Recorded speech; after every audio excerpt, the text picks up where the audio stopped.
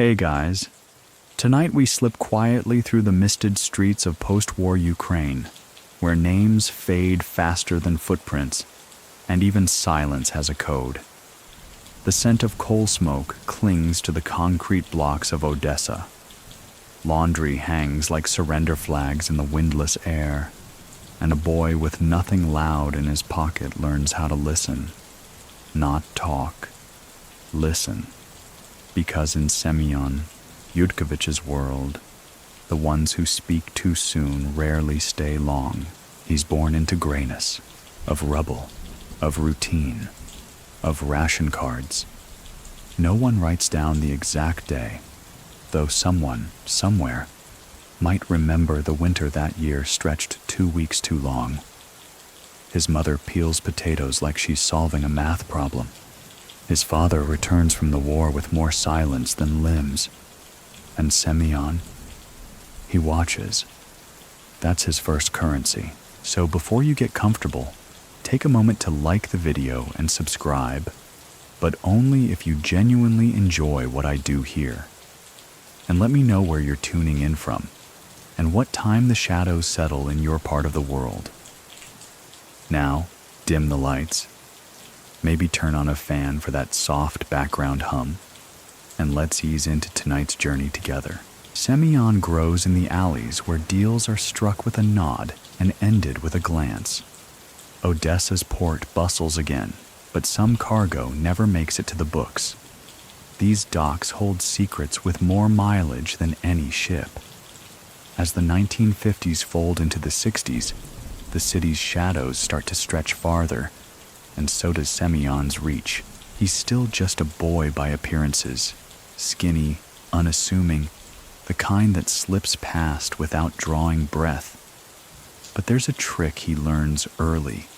The most valuable person in the room is usually the one nobody notices.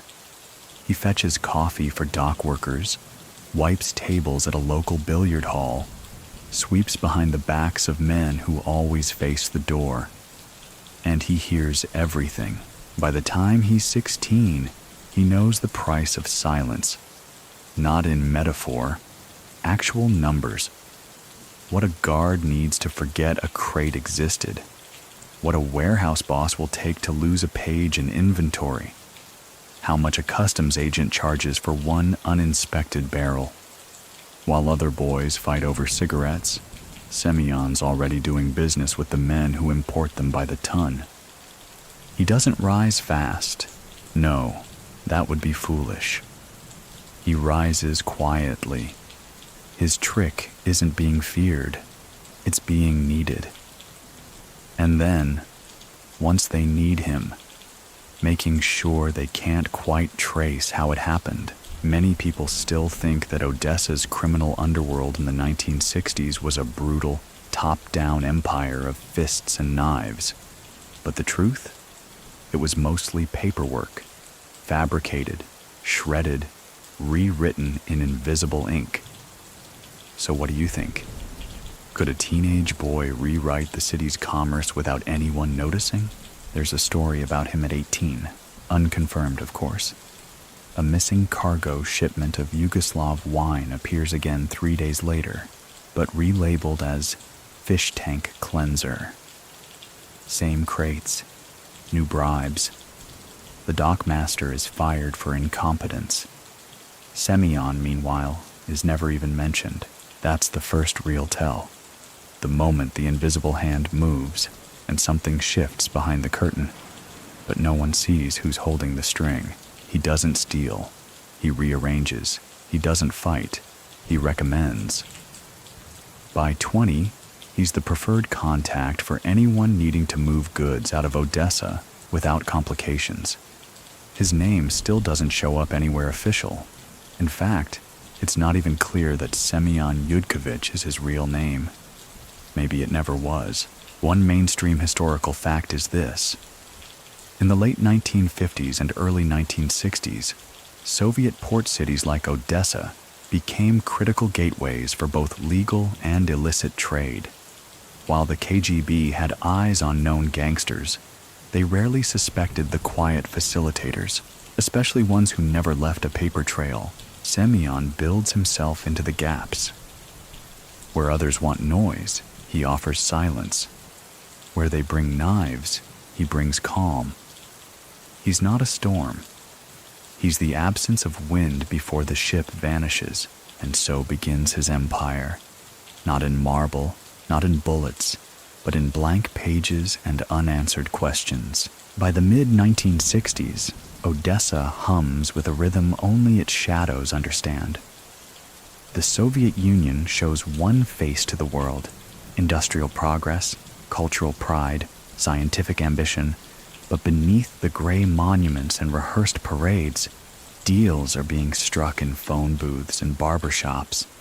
And right there, walking through this hushed economy like a ghost with perfect timing, is Semion Yudkovich. He doesn't own anything. Not on paper. No storefronts, no docks, no business licenses. But somehow, cigarettes pass through him like whispers through gauze. Western brands, Kent, Marlboro, sometimes even Dunhill, filter into Odessa, and they don't stay long. Soldiers, black market tailors, even professors with side projects come asking for supply. Semion becomes the middleman with no name. A young man barely in his 20s who never shows anger, never negotiates twice, and never forgets a detail. His shipments arrive on time. His clients don't get arrested. His promises are quiet and always kept. You could say he sold trust before he sold anything physical. And what did he do with the money? Not much at first. He rented a small apartment, stayed away from bars, wore the same 2 coats year after year. That wasn't modesty. That was insulation. His riches were stored elsewhere, hidden in ledgers only he understood, locked away in debts people didn't even realize they owed. There's an early story of a failed raid. Rumor says the KGB stormed a warehouse near the Black Sea, acting on a tip about illegal imports. Boxes were opened, guards detained. But somehow, when they looked inside, flour, soap, tires, everything appeared in order. Not a single Western item. Someone, somewhere, had swapped the labels. Days before. And guess who knew exactly when to shift the merchandise? Semion. Or at least someone who'd been listening in the right stairwell at the right time. Many people still think that Soviet law enforcement in the 1960s was all-knowing, all-seeing. But the truth is far messier. Bribes clouded judgments. Personal grudges rewrote assignments.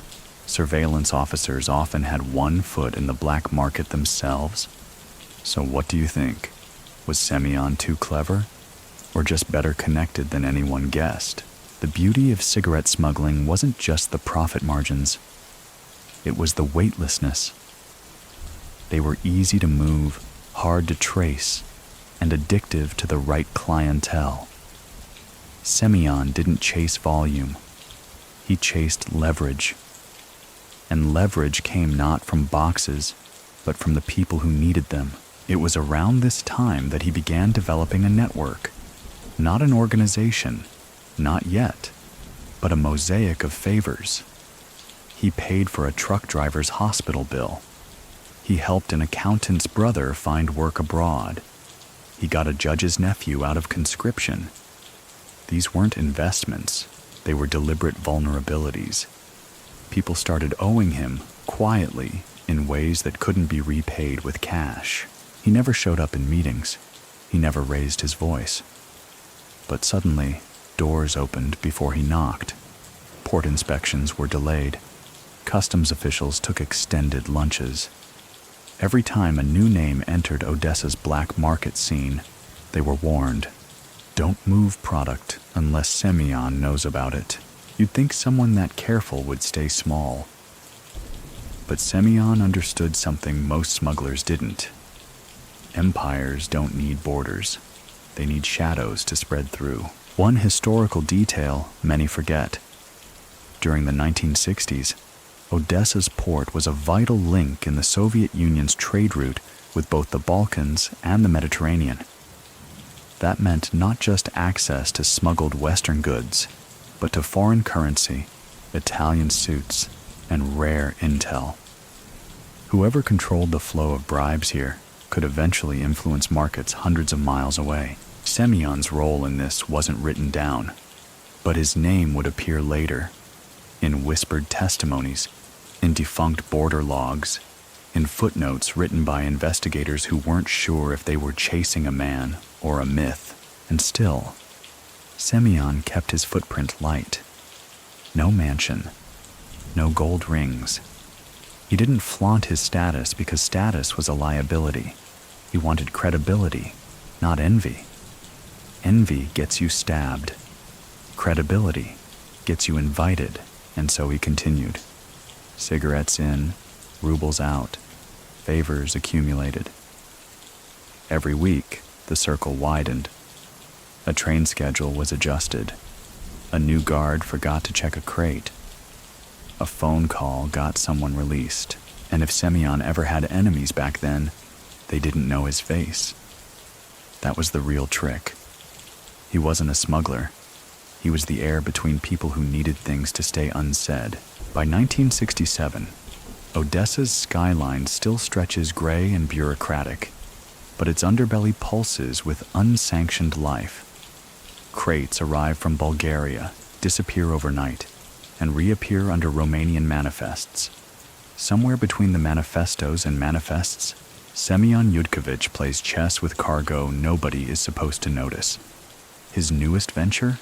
Cigarettes are still steady, but now he's testing boundaries with French cologne and East German camera lenses. Small, pricey, difficult to trace, perfect. One story floats around among retired customs workers. A crate marked sewing machine parts arrived late one night, its seals intact, its paperwork clean. Nothing unusual, except the dock worker who handled it came back from his smoke break wearing Chanel.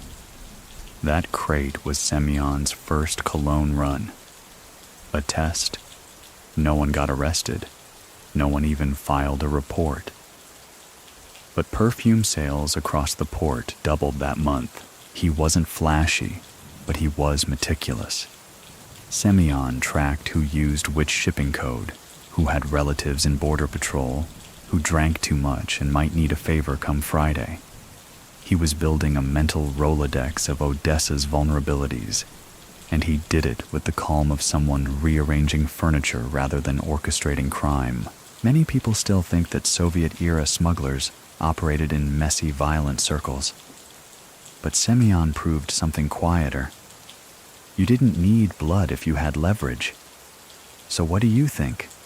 Would you rather own a gun, or the person deciding when the safety gets checked? The real power wasn't in the goods. It was in the timing. Semyon didn't just move products. He created silences between inspections, delays between reports, fog between facts. He learned the rhythms of the bureaucracy better than the men paid to enforce it. By this point, he's not just a shadow in the port. He's a fixture. The unlisted column in the trade manifest. The implied name in every favor passed between officers. And yet, still no photo of him in any official file. There's a night in 1968, draped in the kind of fog that seems designed for quiet deals. A barge arrives from Varna. It's late. No lights. Only one dock worker is assigned to inspect it. An older man with rheumatism and a fondness for poker. The story goes that Semyon met him once at a tea kiosk and lent him money for a family operation. That night, the inspection takes 11 minutes. A dozen boxes roll into Odessa and disappear into the night. Inside, Swiss watches mostly. Expired chocolates. A few Western transistor radios, too. Each one worth a month's salary on the black market. Semyon doesn't touch the boxes. He doesn't drive the trucks. But everything turns on his signal. A blink. A delayed nod. Or nothing at all. That's the beauty. Sometimes the absence of a message is the loudest command. He starts building something like a reputation, though no one dares speak it too clearly. A legend forming behind the curtain. The man who makes things happen. The one who always knows which inspector is due for a vacation. Still, his name is rarely said above a whisper, and always with a cigarette lit. Semion also understands the game of access. He doesn't try to bribe every officer or politician, just the ones who can make things disappear. That's a higher tier talent. Most criminals want visibility. Semion wants plausible deniability. If you ask 5 people who's in charge of the Odessa ports, they'll give you 5 different names. But if they need something moved, they all call the same unofficial contact. One mainstream historical fact. In the late 1960s, the Soviet black market had begun infiltrating even state-run economic organs. Corruption didn't just exist, it was baked into the structure. Factories overproduced only to funnel surplus to private networks. Semion didn't invent the system. He just tuned it better than anyone else. And then there's the cigarette trail. Cigarettes become his signature, almost metaphorically. Everyone smokes, everyone talks, but no one quite remembers where the latest carton came from. Some say it was through Hungary, others through a Baltic contact. The truth? It doesn't matter. The supply always arrives, and Semion's cut always disappears like it never existed. There's a reason smugglers respected him. Not because he threatened them, but because he never needed to. And in the quiet corners of Odessa, that kind of restraint carried more weight than any bullet. By 1970, the Black Sea hums with commerce above board and below. Freight barges glide in like clockwork, but it's what slips in between them that shapes Odessa's true economy. Semion Yudkovich, now in his mid-20s, isn't just reacting to opportunity anymore, he's orchestrating it. And his newest note in this silent symphony? A cold deal at the harbor that would quietly redefine his standing among thieves-in-law. It starts with a shipping manifest that lists mechanical parts, ambiguous, dry, and vague enough to lull a sleepy customs officer. But underneath the dull description hides a rare commodity in the Soviet Union. Western auto parts, mainly for Mercedes and BMWs. Not military grade, not even glamorous, but rare and highly sought after by the elite trying to maintain imported cars that shouldn't even be in the country. Semion doesn't own the parts, but he knows who does. A Georgian contact, a flamboyant character with too many rings and not enough subtlety, is trying to move the cargo into the country, but keeps getting stonewalled by inspectors. That's where Semion steps in. Not with muscle, not with blackmail, just a rearrangement of relationships. One phone call to a minor port supervisor's nephew gets a gate reassigned. A lunch with a shipping clerk results in 2 crates being misfiled. Within 48 hours, the auto parts are delivered. The Georgian is thrilled. Semion's cut? A piece of future roots. Not money now, but a percentage of all dock traffic that follows the same paperwork trail. That, friends, is leverage over liquidity. He's invited, discreetly, to meet with a group of Odessa's older thieves-in-law. These aren't the brash street enforcers. They're legacy criminals, trained in the old Soviet codes. Loyalty, non-cooperation with authorities, a disdain for flashiness. They want to understand who Semion is, and why they keep hearing his name linked to flawless transactions. The meeting is quiet. No records, no photographs. Just a back room in a crumbling bathhouse near the port, with steam masking suspicion. Semion arrives alone. He doesn't wear a suit. He doesn't bring an offering. just shows up on time and speaks only when spoken to. The oldest of the group, known as Uncle Vanya, with knuckles like granite, asks him why he doesn't expand, why he doesn't take more territory. Semion answers with a half shrug. Territory needs fences. I prefer windows. It's not what they expect, but it makes sense. He isn't a gangster. He's a facilitator of possibilities, and he doesn't compete with them. He makes them richer, quieter, and harder to catch. That night, he walks away with more than respect. He walks away with protection. A whisper in every dark room. He's useful. Let him be. Many people still think that Soviet criminal networks functioned like Western mobs, with bosses and lieutenants, orders and shootouts. But the Soviet underworld in cities like Odessa operated more like a choir of shadows, each player tuned to the silence of the system. So what do you think? Was Semion brilliant? Or just perfectly adapted to a system allergic to noise? By the early 1970s, Semion no longer moves products himself. He moves the people who move the products.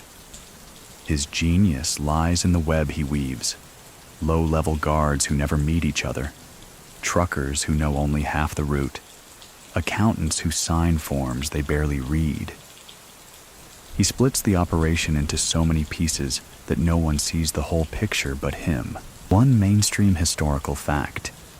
In 1972, Soviet internal trade audits revealed massive discrepancies in port cargo logs, particularly in Odessa, where items listed as scrap or machine grease were often never found. Officials blamed clerical errors. Insiders knew better. Semion begins shifting from tangible goods to movable influence. He trades favors like currency. A customs inspector wants his daughter moved up the university admissions list. Semion makes a call. A local administrator needs Western medicine for his wife's condition. A crate arrives the next week. No invoices, no signatures, and slowly, Semion becomes the man who solves impossible requests, but he still doesn't host parties, doesn't drive flashy cars. When he celebrates, it's alone, with jazz records and a bottle of Armenian brandy. One story suggests he kept a ledger, not of debts owed to him, but of every favor he'd ever granted, measured not in rubles, but in quiet. By 1975, even those outside Odessa are starting to hear his name. Not loudly, just in slips, in half conversations on trains, in the back pages of classified memos. The name has no file, no face, but carries a weight heavier than law. Semion has no throne, just the satisfaction of watching governments enforce laws he helped rewrite between the lines. In the quiet of a January morning in 1976, Semion Yudkovich watches a black Volga drive past his apartment without slowing down. It's nothing, or it's everything. In Odessa, the difference lies in how long the tale lingers. He closes the curtains slowly, not in fear, but in calculation. Someone's looking, but not close enough. Not yet. And that's the magic. They never quite look close enough. Semion's dealings have grown bolder, though you'd never know it from his lifestyle. Still the same modest flat, same wool coat, same quiet step in and out of neighborhood cafes. But behind that unchanging surface, the gears shift faster. His role is no longer merely transactional. Now, he's playing with timing, perception, and the fragility of bureaucracy itself. Then comes the raid, late spring, 1976. A warehouse on the edge of Odessa is stormed by the KGB. No announcement, no leaks. The building is suspected of being a hub for Western luxury smuggling. Inside, officers find over 40 crates. Labels vary. Electrical parts, canned fish, agricultural equipment. What's actually inside? Electrical parts, yes, but domestic, Soviet-made, legal. The canned fish, also legal. In fact, everything's legal, except it wasn't the night before. The story whispered later is that Semion moved the contraband out hours before the raid, replacing it with decoys through a relay of 5 trucks that never stopped long enough to park. The original tip-off had been solid, according to the KGB, but their informant vanished. So did the contraband. There are 3 theories about what happened. 1. Semion had moles in the KGB. 2. He intercepted the tip through bribed clerks and acted preemptively. 3. He orchestrated the tip himself, baiting the raid to test the system's timing. Many people still think that Soviet intelligence services operated with seamless efficiency, but the bureaucracy was vast, riddled with internal rivalries, and vulnerable to skilled manipulation. So, what do you think? Was it luck? Or had Semion learned to read the Soviet machine better than its engineers? After the raid, a chilling detail emerges. A mid-level officer, humiliated by the botched operation, disappears a week later. Official cause: suicide. But those close to him say he'd been speaking too freely, talking about a man who wasn't in any file, but seemed to be in every deal. Semion doesn't gloat. He simply adjusts. He slows down trade for a few weeks, lets suspicion die like a weak candle. Meanwhile, he expands sideways. That summer, he orchestrates a minor trade agreement between 2 factories, one in Odessa, the other in Kharkiv. On paper, it's routine: machine belts and gear assemblies. But tucked between legitimate goods is a trail of high-quality photographic film and camera equipment routed from East Germany. He never touches the goods himself, never signs a document. Instead, he arranges errors. A mislabeled invoice, a crate switched at the train junction, a driver who takes a wrong turn. Correctly, he now controls not just the what, but the when. Semion's criminal mastery lies in timing as an invisibility cloak. If the truck arrives before lunch, the inspector is there. If it arrives after lunch, the inspector's gone and the seal remains unbroken. He trains others to observe these patterns, encourages smugglers to treat border delays and audit calendars as gospel. Soon, he's not even giving orders.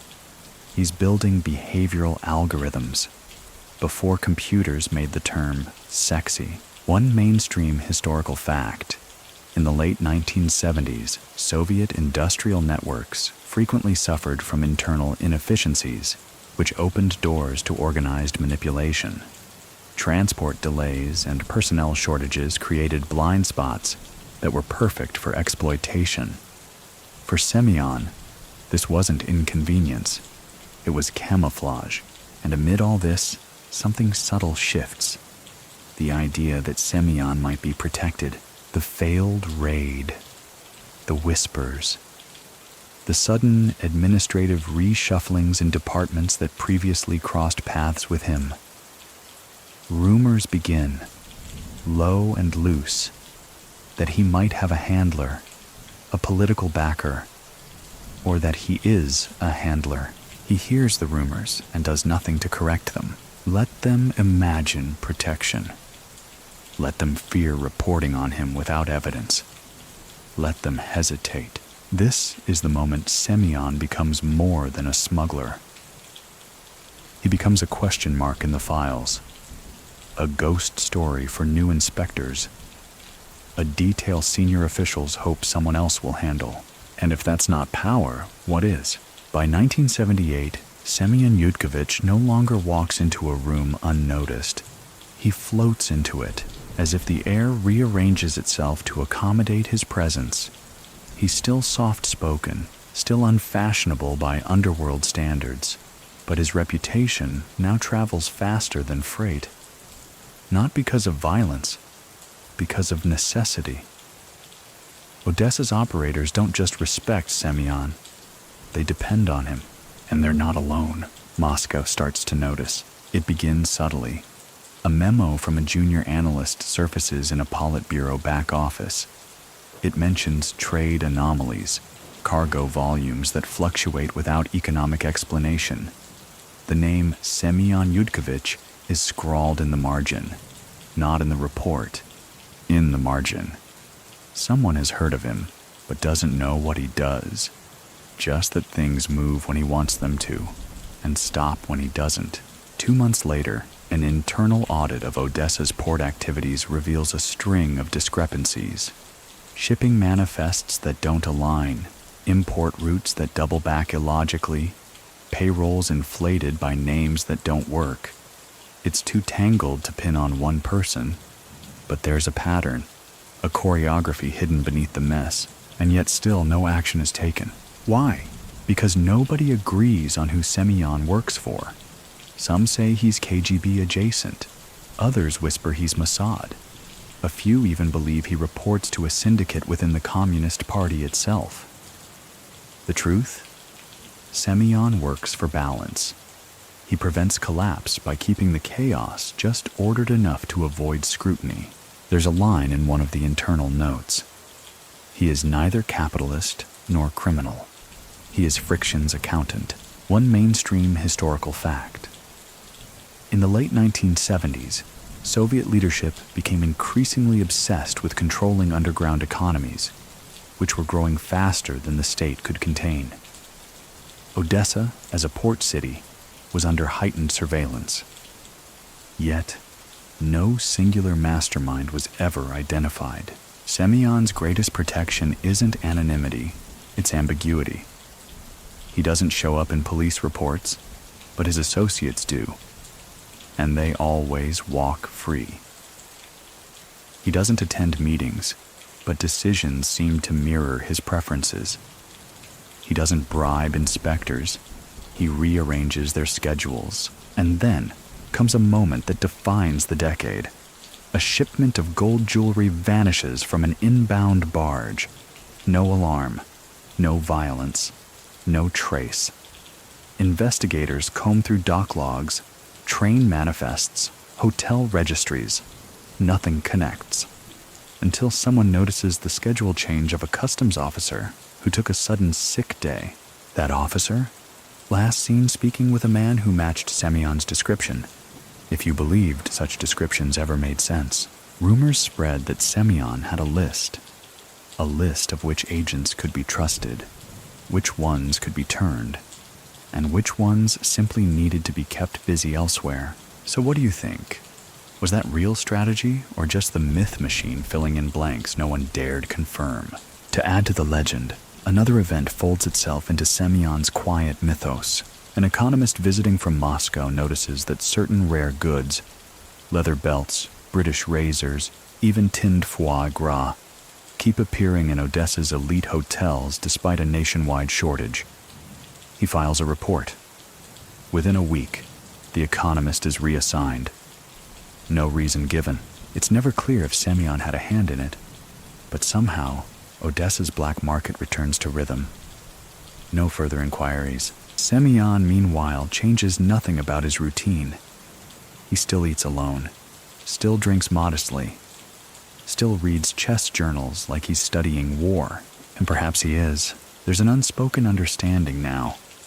Semion doesn't need to hide, because no one agrees on whether he should be chased or protected. He becomes that rare thing in authoritarian regimes, a figure too useful to eliminate, too quiet to promote, and too embedded to remove. He is not invisible. He is untouchable, which is worse for anyone trying to bring him down. It's the late 1970s, and Soviet business attire has become a uniform of quiet desperation. Gray suits, sagging briefcases, and too many meetings with too few results. But for Semion Yudkovich, these suits speak a language far more fluent than guns or orders ever could. The underworld is shifting, not away from crime, but toward business. And Semion? He's already fluent in its dialect of nods, pauses, and carefully folded napkins. He begins attending what he calls non-meetings, gatherings in cafes, hotel lobbies, and train stations where conversations meander, but decisions are understood. No names, no files, just gestures and implied percentages. In this new phase, Semion starts mastering the language of black suits. It's no longer about crates. It's about contracts, not official ones. Those would be far too noisy. These are social contracts. One man guarantees delivery, the other ensures no police attention, and in between, Semion watches and listens, always just slightly removed like a painter who doesn't sign his name on the canvas. He learns how much to pay for a license he'll never use, which cousin of which party official secretly owns the trucks, which union leader has a mistress in Leningrad and a weakness for Danish cheese. Every detail becomes a string in his growing web. He doesn't pull them yet, but he knows where each thread leads, a mainstream historical fact. By the early 1980s, the Soviet black market had become so sophisticated that entire supply chains were mirrored underground, often using the same vehicles, workers, and warehouses as their legal counterparts. The line between state and shadow blurred beyond recognition. Semion didn't just blur that line, he drew it. One deal that makes the rounds among port insiders involved a shipment of electrical test equipment. It was said to be delayed for bureaucratic reasons, until Semion got involved. Within 3 days, the shipment cleared, not only without inspection, but also with priority status. No money changed hands, just a phone call to a man in Kyiv whose son had recently enrolled in university. And suddenly, everyone's paperwork got faster. He begins keeping company with economists and academics, not the famous ones, but those with access to raw data and travel permits. Semion isn't interested in theory. He wants patterns. Which imports are declining? Which goods are likely to be banned? Which officials are nearing retirement? He doesn't read the headlines. He reads the footnotes of government memos. Many people still think the Soviet black market operated in back alleys and bartering stalls. But Semion showed that the true currency was anticipation. So what do you think? Was he just a man with good instincts? Or was he building an intelligence apparatus more agile than the state's own? By 1980, there's a quiet shift in how people interact with him. No more backslaps, no more casual jokes. Now, there's deference, even from those who technically outrank him. He meets one of the most feared regional enforcers, known only as Grigor, a man with a jaw like a cinder block and a resume soaked in broken ribs. They sit across from each other in silence for 7 minutes, sipping tea. When Grigor finally speaks, he asks, "Do you need protection?" Semion replies, "Not from you." Grigor doesn't take offense.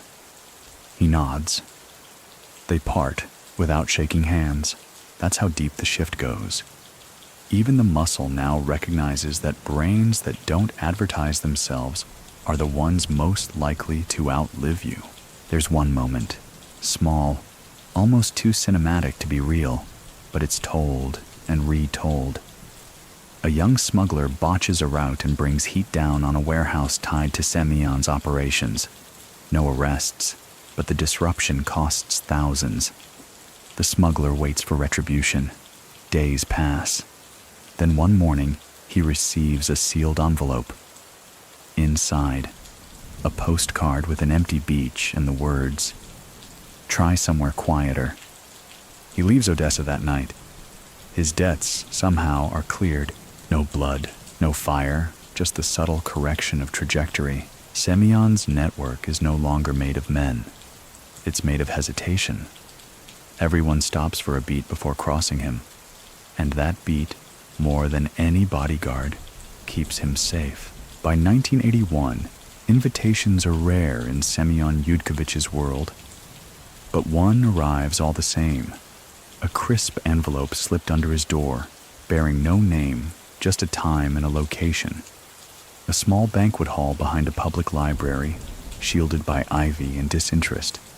Inside, 20 guests, all dressed like no one should notice them. The occasion? His marriage. Of course, it's not really a celebration. It's an arrangement.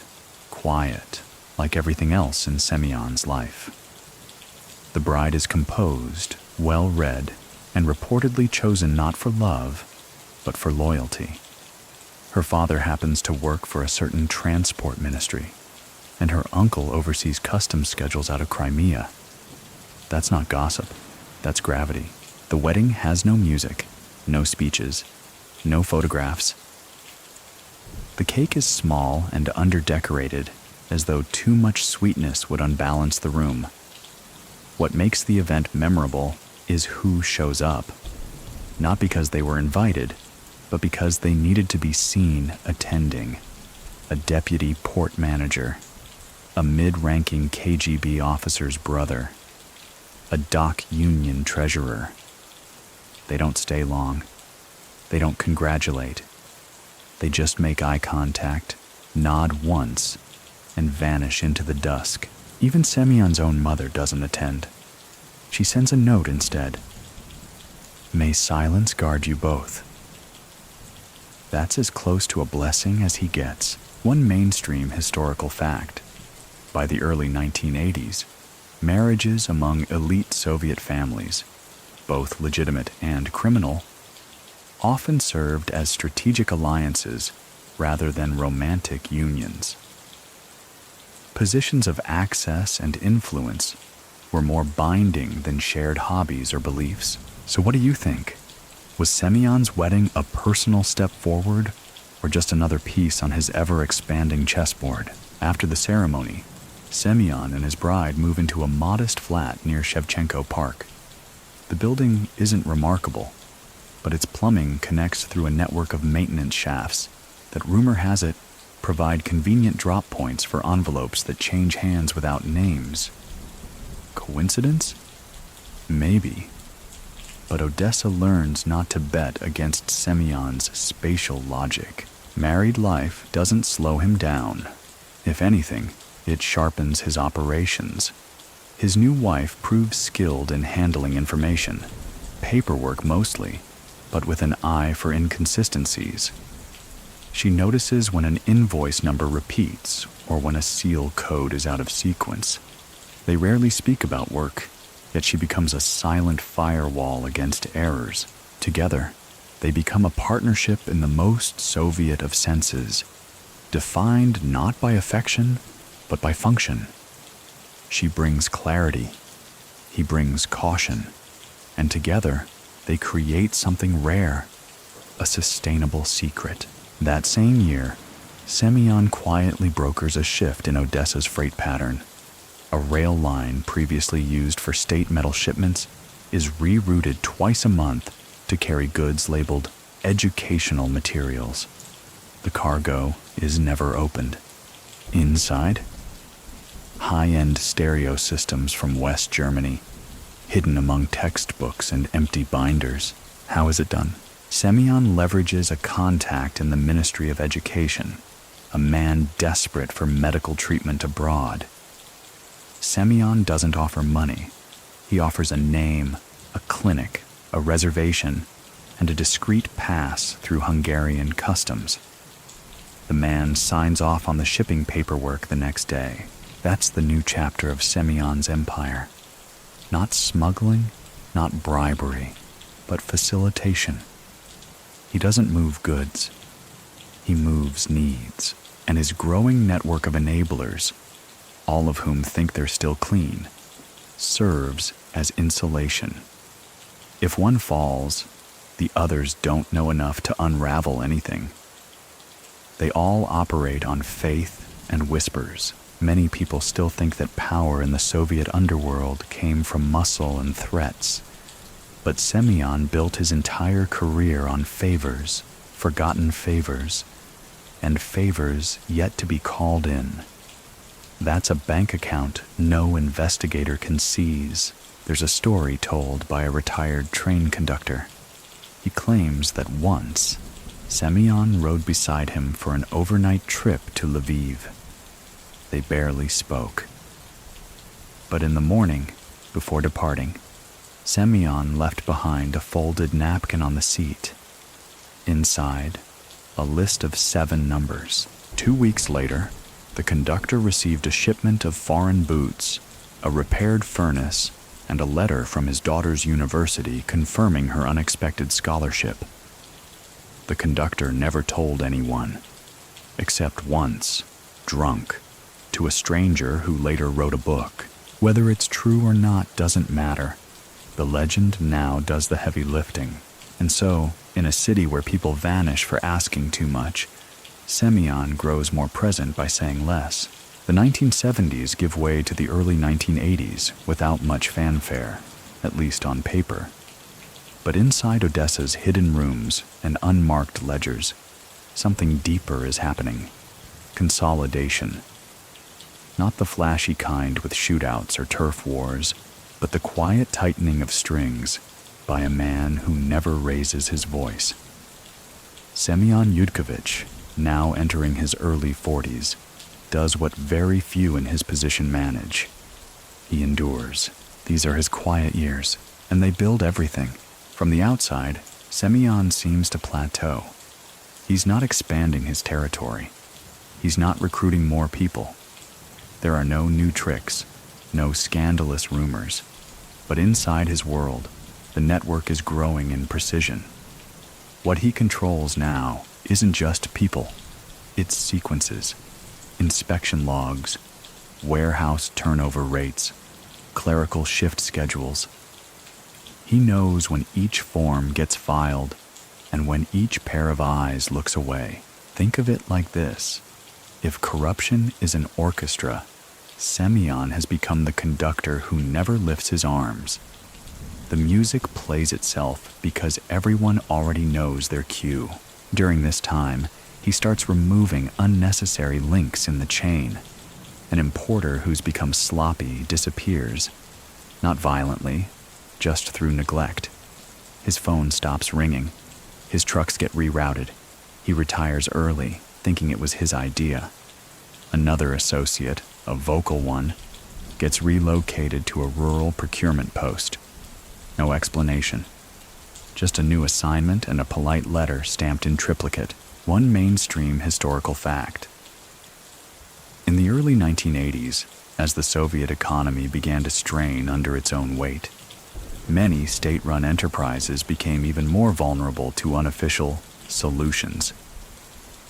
Quiet operators like Semion thrived because they filled the void without alerting the system. So what do you think? Was this maintenance mode?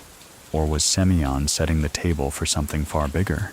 There's a story from this period, rarely verified but widely told, about Semion's influence extending beyond borders.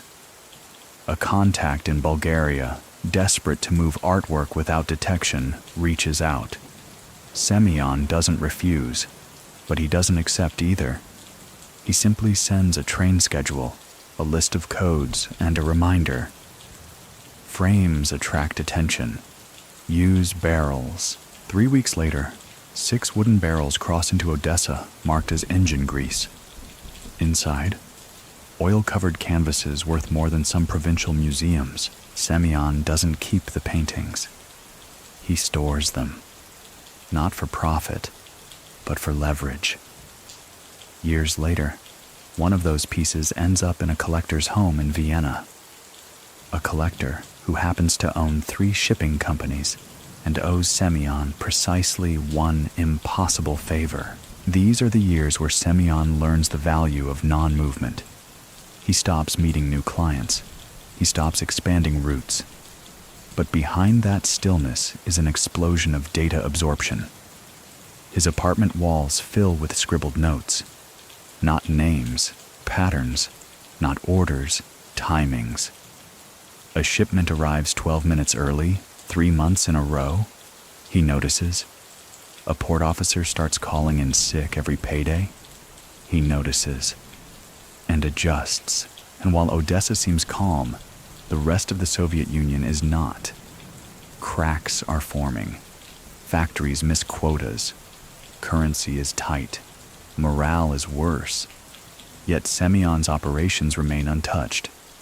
Not because they're invisible, but because they're necessary. His machinery, hidden behind decoys and favors, is now the oil inside an engine already running too hot. There's a moment, a small, strange one, when an entire shipping manifest goes missing from Central Records. No backup, no alternate copy. Gone. No one's sure how it happened. But Semyon's exports pass through that week without delay. Later, an inspector quietly receives a dacha renovation, paid in full, materials included. Coincidence? You already know the answer. Semyon doesn't celebrate success. He logs it. And when setbacks happen, he treats them like weather. Adjust your coat, find shelter, and wait. He teaches his closest 3 lieutenants that same discipline. Never panic, never gloat, never reveal. Many people still think that criminal empires crumble without visible growth. But Semyon's empire thrives because he grows downward, like roots under frost. What's seen above is never the full story. And so the 70s close, not with triumph, but with structure. Finely tuned, redundantly backed, and utterly opaque to outsiders. The silence isn't a pause, it's design. Some names in the Soviet Union were only whispered in basements.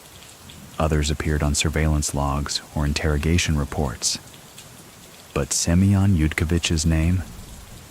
It surfaced in an unexpected place. A memo from Moscow.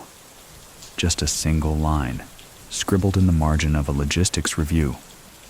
Unusual shipment consistency traced to Odessa, SY, and yet nothing came of it. That's the strange part. For a regime allergic to unsanctioned efficiency, someone like Semyon should have been a target. Instead, the memo disappeared. The official who wrote it was reassigned to a cultural bureau in Novosibirsk. Not punished, just repositioned. And those 3 letters, SY, never surfaced again. It was the first documented moment that Moscow noticed the ghost in Odessa. But the ghost never knocked twice. In reality, Semyon had been preparing for that moment all along. Not with lawyers or go-bags, but with ambiguity. He'd mastered it like a trade. His name never appeared in a contract. His voice was never caught on tape. The goods flowed through 3, sometimes 4 degrees of separation. Ask any handler in the chain who was in charge, and they'd name someone else. That's the genius. He made himself irrelevant to his own operations. One mainstream historical fact. By the early 1980s, the Soviet Union's internal intelligence agencies were plagued by information bottlenecks. Files were lost. Agents were overworked.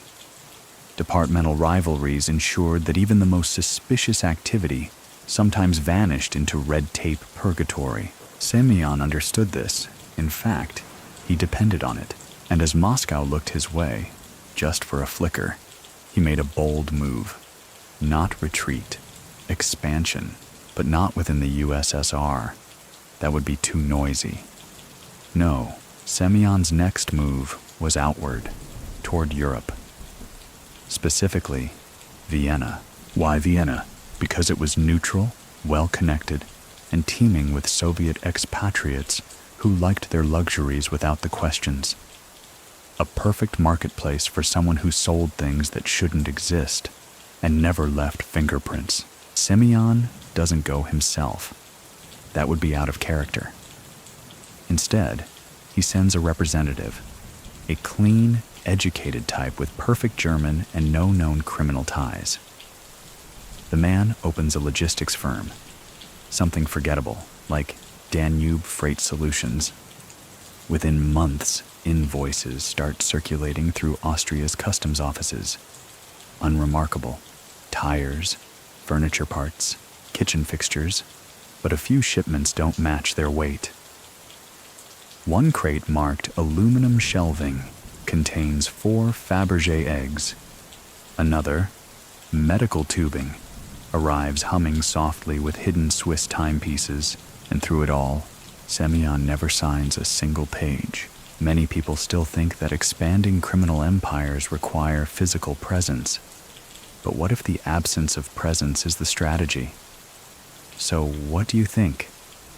Did Semion trust his network too much, or did he know that distance was the purest form of control? The Austrian experiment serves 2 purposes.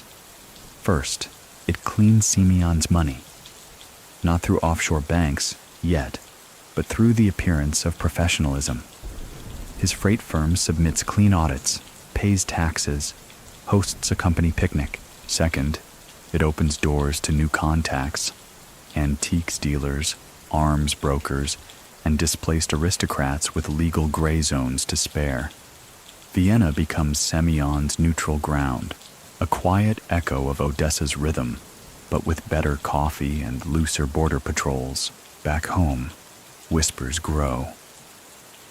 They say Semion's hands are in 2 time zones, that he's building something too big to trace, too small to attack. Investigators are baffled. Nothing ties together. One even refers to Semion in a debrief as the breeze in a locked room. And Odessa?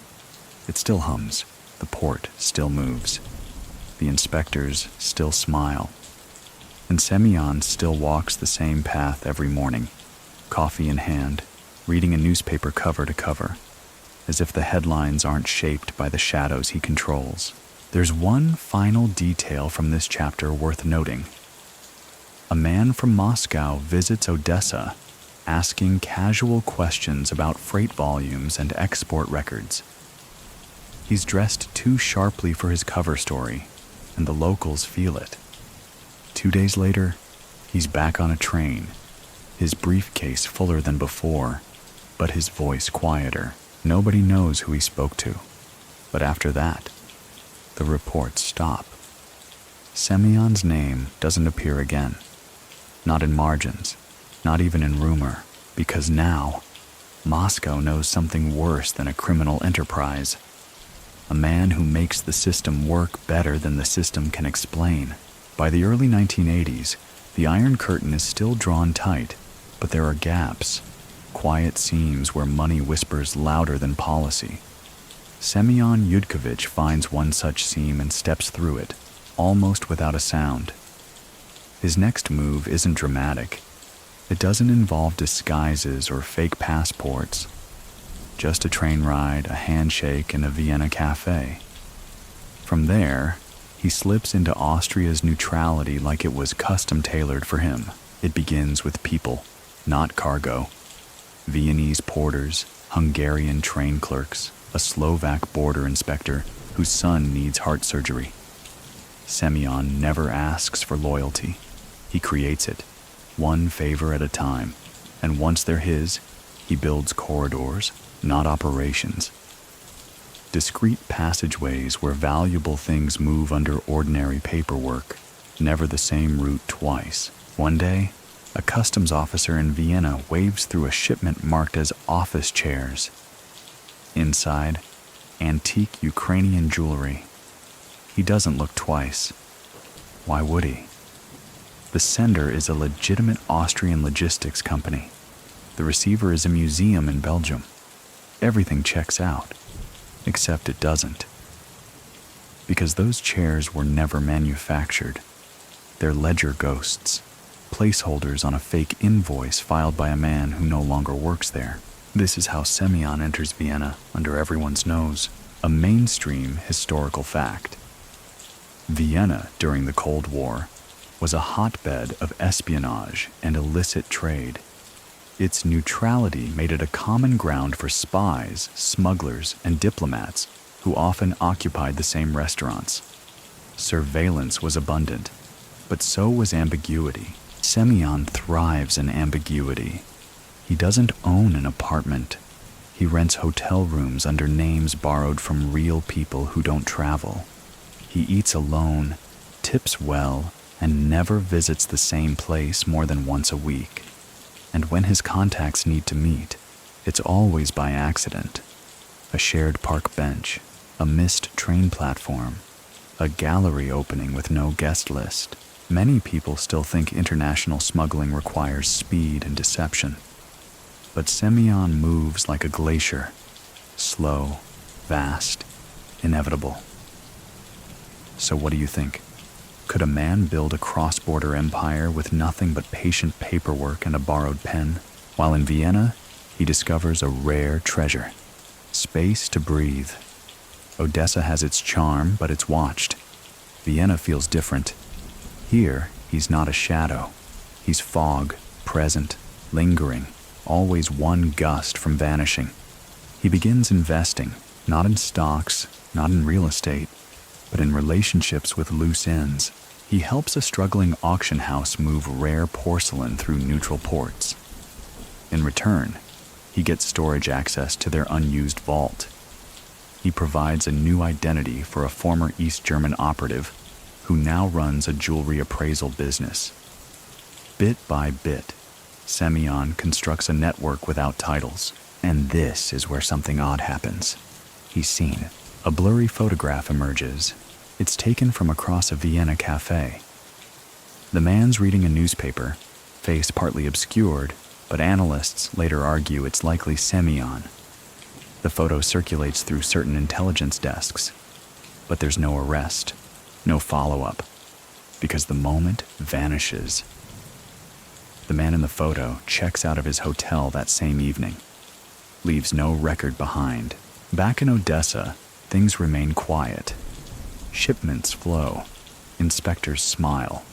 But as lieutenants now know, Semion's center of gravity has shifted westward, not away from Ukraine, but beyond it.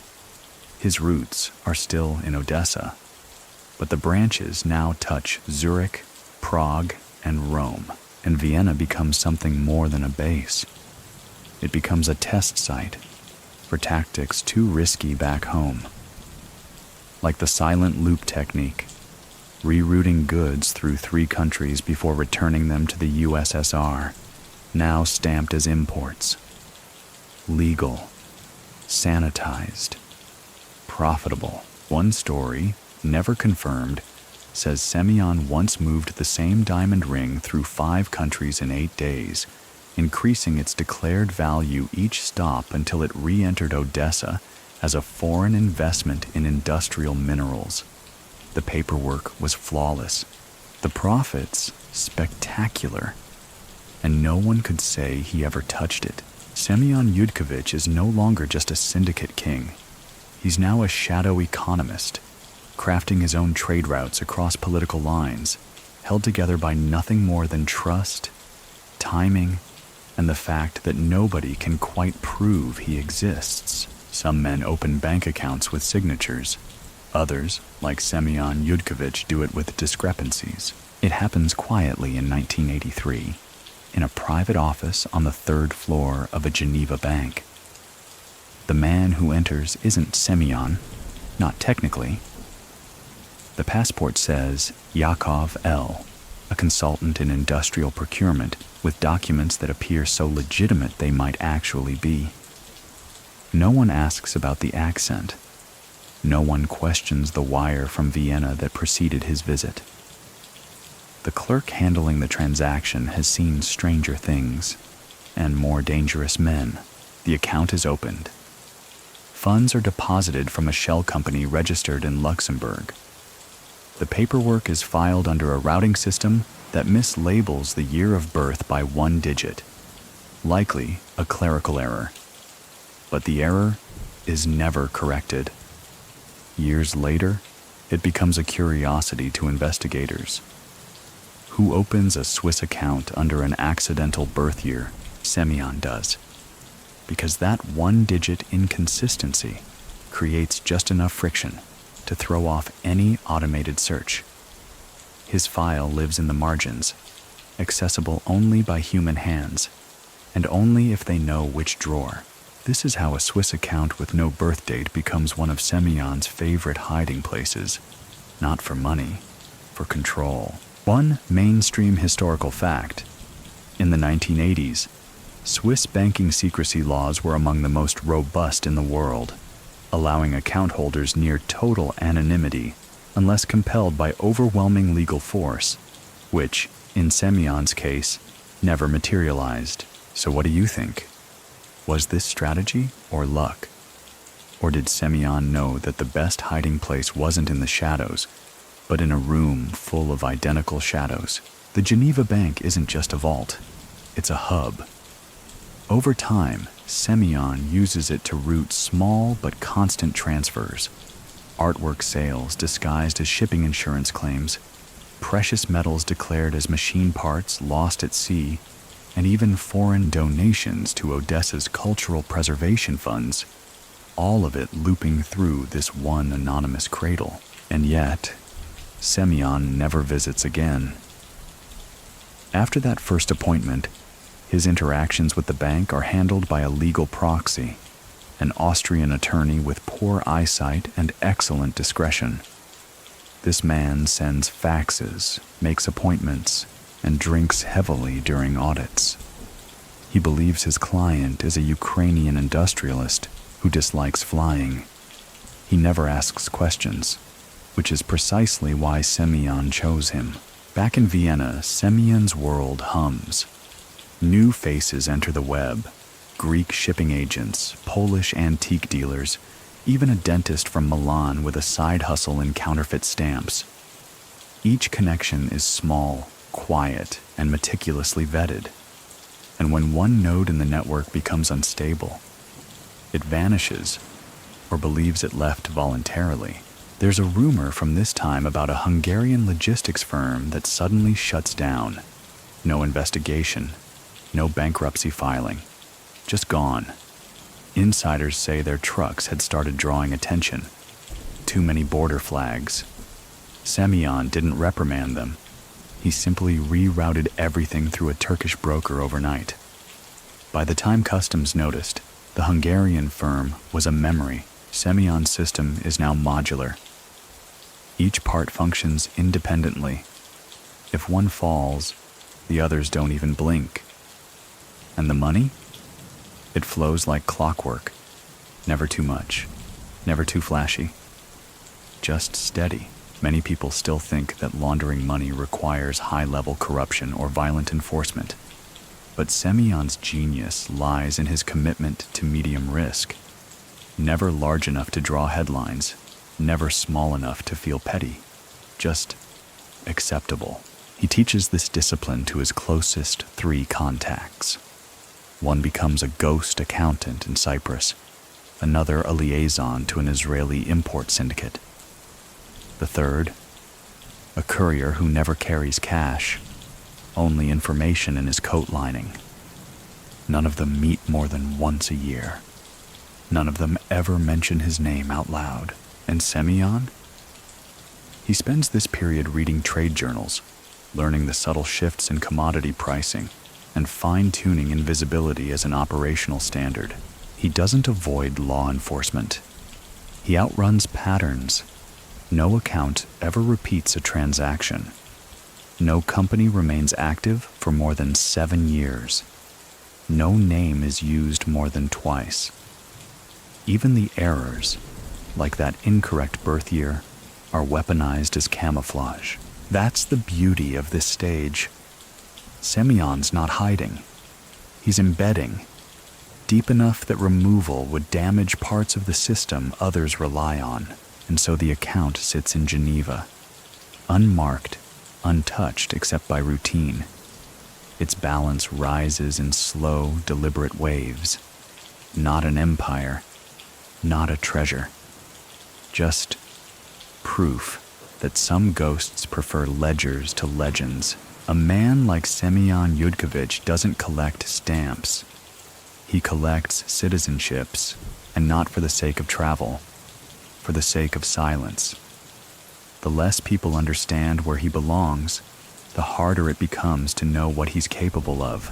And in the early 1990s, as the Soviet Union dissolves like sugar in boiling tea, Semion makes one of his most curious moves. He becomes an Israeli citizen. No headlines, no speeches, just a rubber stamp in a Tel Aviv government office and a new passport filed under the law of return. It's all perfectly legal. He qualifies by heritage, though no synagogue remembers him and no relative ever confirms it aloud. The paperwork passes, the identity is granted, and yet he never moves there. He doesn't buy property in Israel, doesn't open accounts, doesn't even make the ceremonial visit that most new immigrants do. Instead, he files the passport away and returns to Vienna like he'd stepped out for cigarettes. Why? Because Israeli citizenship becomes his shield.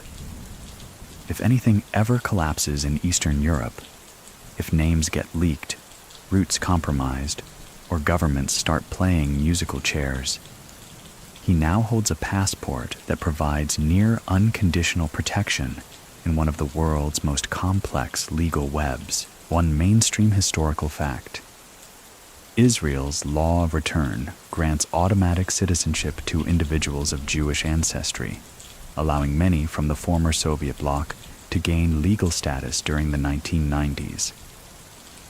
This became a haven for various figures, both innocent and, occasionally, strategically obscure. So what do you think? Was Semion seeking a homeland or a legal firewall no judge could penetrate? Some say he bought the identity.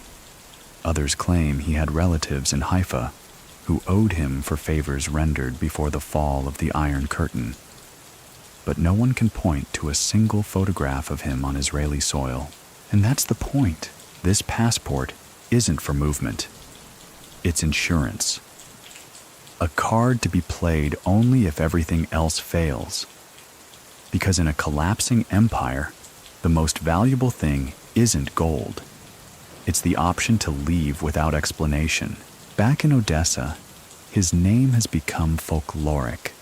The streets are changing. Younger players rise, loud and reckless, flaunting cars and cheap muscle. But the old guard, the ones who remember when a nod could make or break a shipment, still speak of Semion in the present tense because he's not dead. He's just not there. During this time, Semion reduces his direct activity in Ukraine. He shifts toward consultancy, if you can call it that. Young smuggling groups find themselves guided by unknown voices. Tips come through intermediaries. Routes clear unexpectedly. And profits rise without explanation. In one case, a brash group trying to move counterfeit luxury watches suddenly receives advice to rebrand them as prototype timekeeping devices. Custom stops asking questions. The leader never finds out who helped, but a month later, he receives a package. Inside, a matchbox and a folded note. It reads, "Fire attracts moths." That's Semion's new style. Mentorship through misdirection. He also becomes increasingly involved with non-physical commodities, intellectual property theft, financial mislabeling, currency arbitrage through fake charities. The Swiss account grows, the Vienna network tightens, and the Israeli passport remains sealed in a drawer, like a fire alarm behind glass. Many people still think a criminal retires with one final haul. But Semion never believed in endings. He believed in options. And now, with borders crumbling and identities for sale by the kilo, he moves not away from danger, but around it. There's a story from this period, part rumor, part parable. A European law enforcement officer, reviewing files on Odessa's black market, comes across the name S. Yudkovich, linked to a mysterious shell company involved in cross-border freight. The officer flags it, starts a file, sends inquiries. A week later, he's promoted to a post in rural administration. The file, closed without explanation. He keeps the page in a drawer for years, unsure why it mattered. Only that the name left a chill. That's Semion now. Not a man, but a pressure system. Too subtle to chase, too established to dislodge. And somewhere, in a quiet apartment above a bookshop in Vienna, a man reads the financial section. He turns pages slowly, sips his coffee, folds the paper, and doesn't go anywhere. In a small, damp office above a pawn shop near King's Cross Station, a man files documents for a company that doesn't really exist. Its name, Rookbridge Holdings, suggests bland respectability. Its paperwork is flawless, and its founder, according to the British registry, is a dual national with a background in transnational logistics. The signature at the bottom is illegible, stylized to the point of abstraction. The man behind it, of course, is not present. Semion Yudkovich hasn't set foot in London, at least not officially, but through Rookbridge Holdings, he now controls assets across the UK, shipping contracts, dormant warehouses, and tax IDs tied to harmless little firms that will never make a profit and were never meant to. This is Semion's new game. Not smuggling, not bribery, corporate architecture. His businesses don't sell anything. They hold things, obscure ownership, delay discovery, create confusion. And if you follow the paper trail long enough, you'll end up exactly where you started, at a name that doesn't match a face. He's entered the world of shell companies, and London is his new theater. One mainstream historical fact. During the 1990s, London became a prime destination for foreign capital flowing from the former Soviet Union. Thousands of companies were registered with opaque ownership structures, many of which were later tied to laundering and asset protection schemes. Semion doesn't need the spotlight. He needs parking spaces for wealth, for reputation, for secrets. And the UK's financial environment, bristling with legal loopholes and slow-moving oversight, gives him exactly that. So what do you think? Did Semion adapt to the West?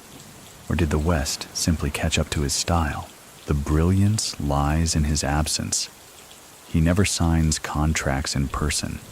He uses a rotating stable of proxy directors, young men from former Eastern Bloc countries, some paid in cash, others in immunity.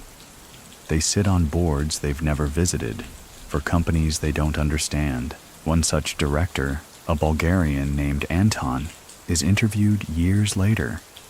He claims to have served on the board of 6 companies he never once entered. "All I did," he says, "was sign a few forms and answer one phone call. The voice on the other end just said, 'Good lad.' That was it." Semion's companies don't draw attention because they're painfully boring. One specializes in container refurbishing logistics, another in synthetic rubber procurement. But behind those dull names, they move money, laundered clean through consulting fees, intellectual property transfers, and good old-fashioned invoicing games. And the accounts?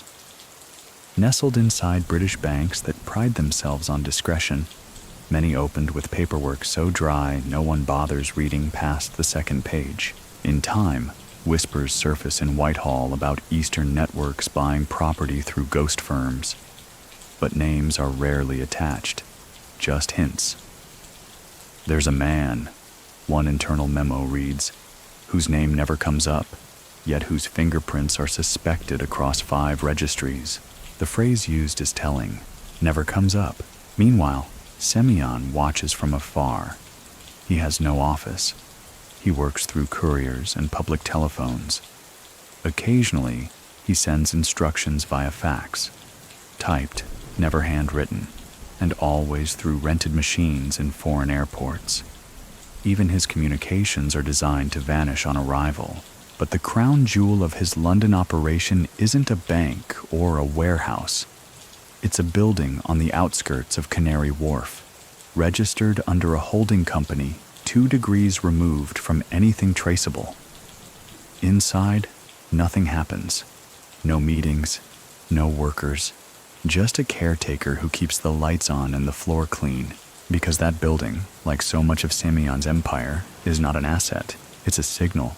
To rivals, it says, "I am present." To authorities, it says, "I belong here." And to Semion himself, it says, "You've arrived in a world where visibility is optional and control is built from shadows." Many people still think the West is harder to manipulate than the East, but Semion proves the opposite. In Odessa, corruption required relationships. In London, it just requires paperwork and patience, and through it all, he remains unlisted, unseen. The companies pay taxes, the books are balanced, the addresses are real. But the man behind them? He's not listed, he's inferred. It begins, as most of Semion Yudkovich's best moves do, with an empty calendar.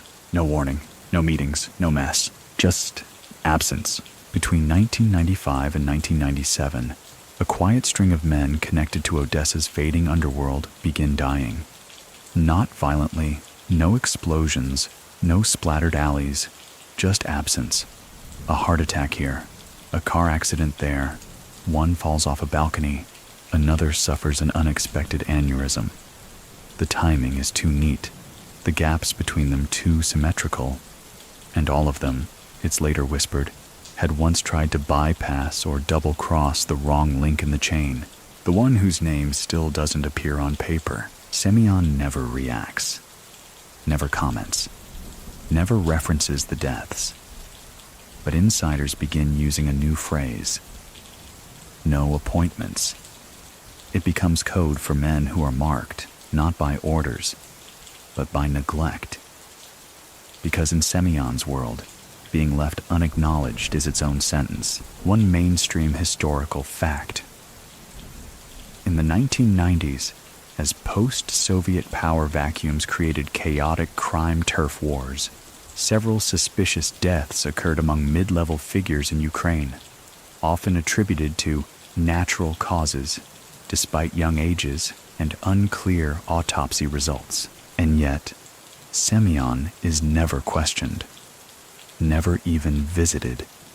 In fact, during this same period, a regional anti-corruption task force in Kyiv actively scrubs references to him from 2 separate reports, both citing insufficient substantiation as the reason.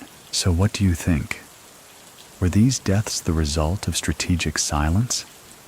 Or is the world simply quick to build ghosts where shadows fall?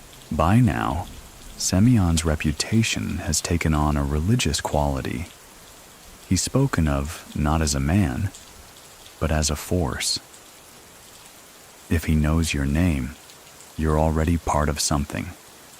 One Odessa port supervisor mutters during a recorded interview, before retracting the statement entirely. And Semion? He continues to build downward, not upward. This phase of his empire is not about visibility. It's about preservation through plausible denial. Each of his shell companies across London, Vienna, and Geneva is restructured. The names change. Directors rotate. Assets are bundled, split, sold to other firms he quietly controls. On paper, it looks like instability, but in reality, he's decentralizing so thoroughly that no one knows where the center is, which means no one knows where to strike. Even his old Odessa lieutenants begin to vanish, some into retirement, others into consulting roles for foreign logistics firms. A few move to Cyprus. One buys a bookstore in Istanbul. But they don't retire rich. They retire quiet, as if the last favor Semion ever grants is silence. Then comes a ripple. A former Ukrainian customs agent, speaking anonymously to a French journalist, suggests that Semion had some role in the regional shipping monopoly. The claim gains mild traction for about a week. Then, The journalist drops the story.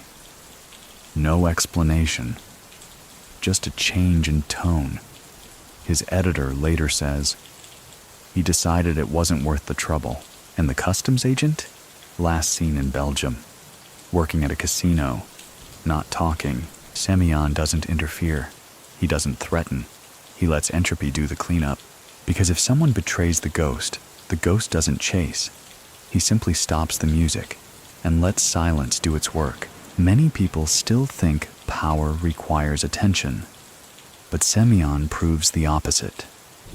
He teaches us that the sharpest weapon in a criminal arsenal might just be letting others wonder what you might do. And so, in these years, while others crash in fast cars or rot in prison cells, Semion strolls along the quiet banks of the Danube, sometimes alone, sometimes with a folded newspaper, always with the air of a man who knows which direction the storm will come from and when. But we've drifted enough, haven't we? Let's slow now. Just soften the edge of the mind for a moment. The wind outside the window is quieter than before. The tension in your jaw has eased without you noticing. The names, the codes, the cities, all blur now into one smooth ribbon of soft movement, like a boat coasting through dusk. Let Semion drift to the edge of the frame for a while. His coat is buttoned. His pace is slow. He doesn't need to rush, because tonight, the only thing left to chase is stillness. And wherever he is, whoever he's become, you can bet one thing's true. He's not waiting. He's not watching. He's already forgotten what sleep feels like. But for you, now's a good time to remember. The Syndicate has no name, no emblem, no motto. Yet across Eastern Europe, law enforcement officials begin whispering about it. An organization without borders, structure, or recorded meetings. But everything about it feels like a syndicate. The timing, the patterns, the silence that follows every event. Investigators give it an unofficial moniker, the Quiet Ring. They can't trace its finances. They can't follow its leadership.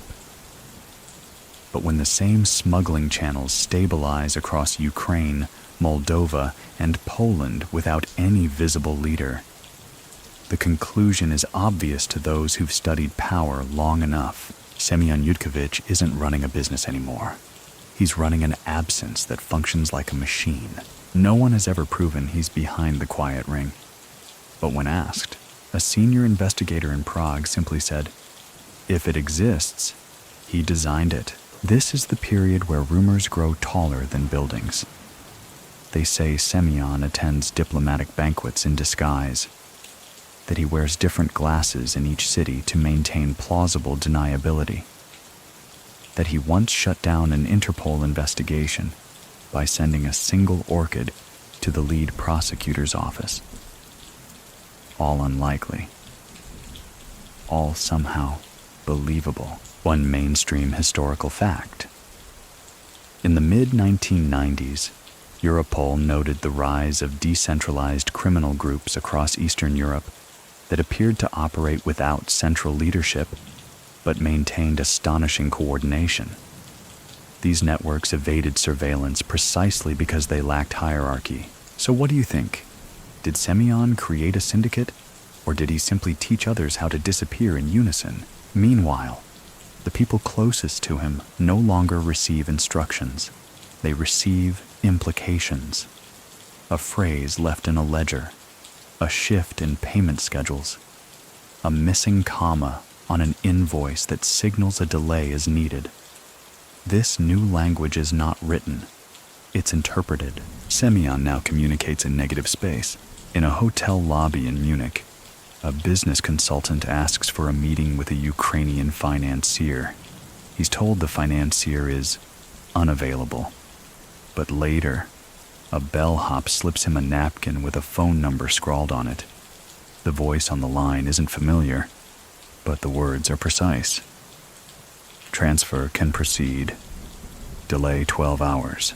The deal goes through. The financier's name never resurfaces. but the napkin is later traced to a guest registered under an Israeli passport with the initials SY. From then on, the quiet ring becomes legend, a structure that expands through implication, never through force. Even rivals begin to imitate its style. Avoid violence, delay rather than confront, dissolve and reappear. The criminal world is evolving, and Semion has somehow trained it from a distance. There's a moment, recorded in the margin of an Austrian customs memo, where a junior officer notes, "Too many shipments labeled construction bolts entering without inspection. Odd that all use the same freight insurance firm." That firm, on closer inspection, is owned by a company that was once registered as Rookbridge Holdings, the same firm Semion set up a decade earlier. He doesn't pull strings anymore. He is the gravity that guides objects toward silence. When new members are brought into operations, there is no hazing, no blood pact. They are given a simple rule. Never ask who designed the route. Only follow it. And they do. Many people still think that criminal networks collapse without fear as the foundation. But Semion Yudkovich proves otherwise.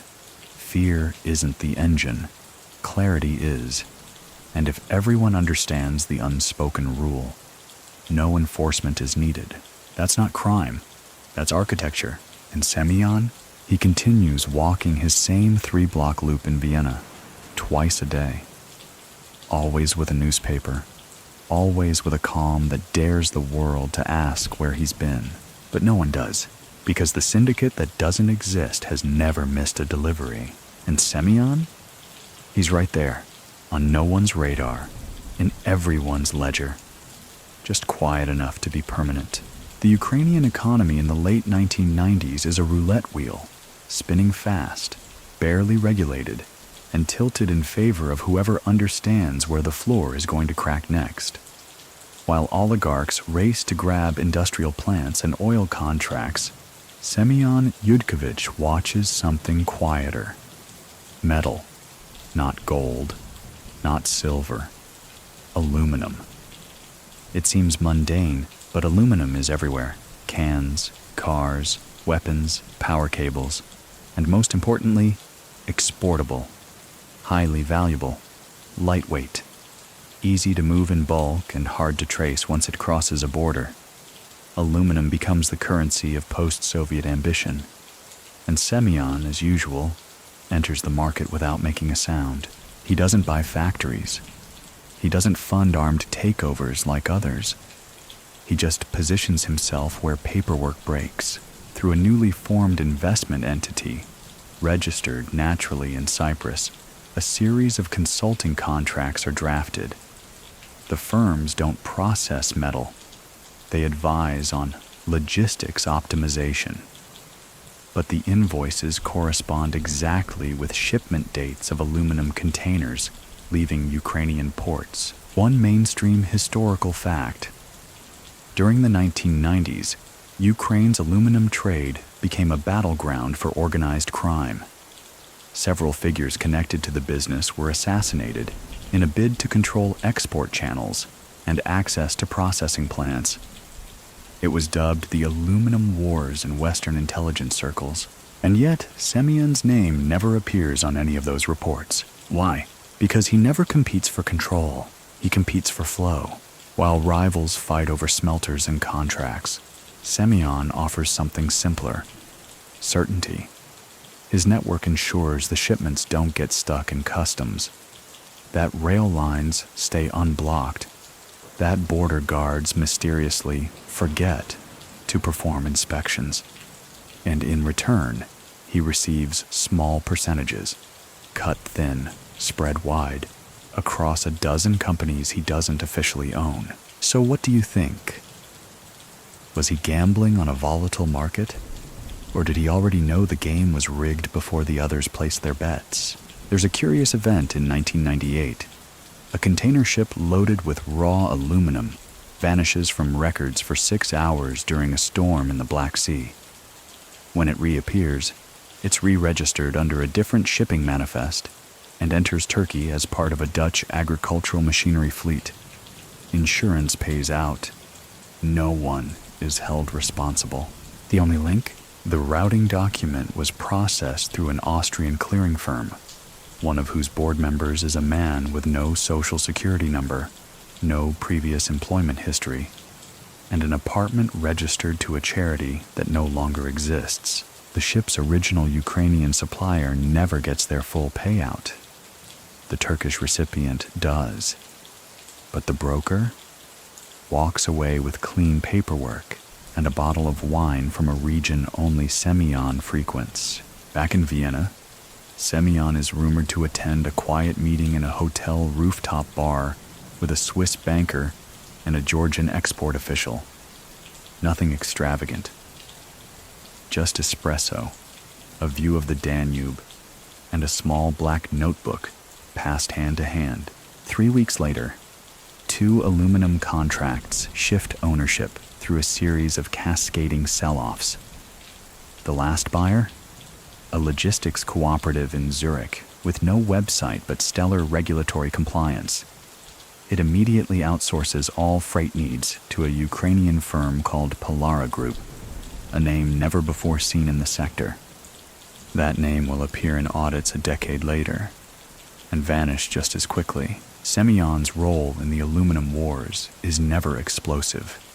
He never tries to win. He just stays standing while others burn each other to ash. Rivals vanish, are exiled, or worse. But Semion, he becomes the constant, the one variable in every ledger that never gets flagged, because his profit isn't tied to control. It's tied to prediction. He doesn't need to own the metal. He just needs to know where it's going and how long it'll take to get there. Many people still think criminals need muscle to thrive in commodity trades. But Semion's only muscle is foresight. He doesn't break doors. He opens them before they were scheduled to unlock. And if you were lucky enough to sit across from him during this era, he'd likely just smile faintly and say, "Everyone wants to rule the mine. I just own the rails." There's a 5-star hotel in Zurich whose lobby smells permanently of cedar wood and hush money.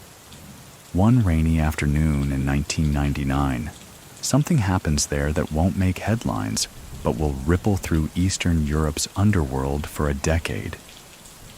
Semion Yudkovich walks in, alone, unaccompanied, unnoticed, and takes a seat near the fireplace. He orders nothing. He holds no briefcase. But within 2 hours, the balance of power in Ukraine's black market will shift. 3 men arrive, staggered by 15-minute intervals. One is a former KGB handler turned security consultant.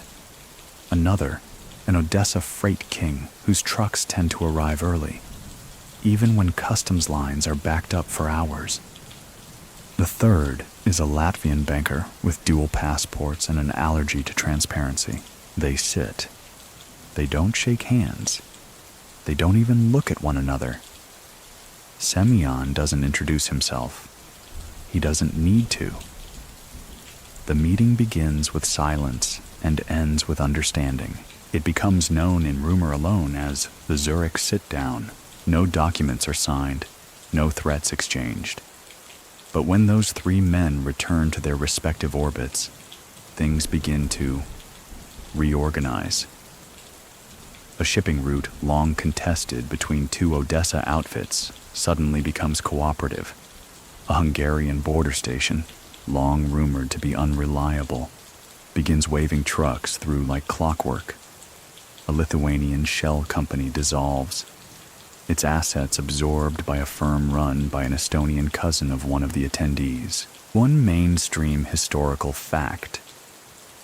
In the late 1990s, as European Union borders began to liberalize, black market logistics became more efficient, not less. Smugglers who adapted to regulatory frameworks, rather than fought them, became harder to detect and nearly impossible to prosecute. Semion didn't resist the change. He translated it. So what do you think? Was the Zurich meeting a truce A handover? Or just a rehearsal for a performance that had already been written? Back in Odessa, the shift is almost immediate.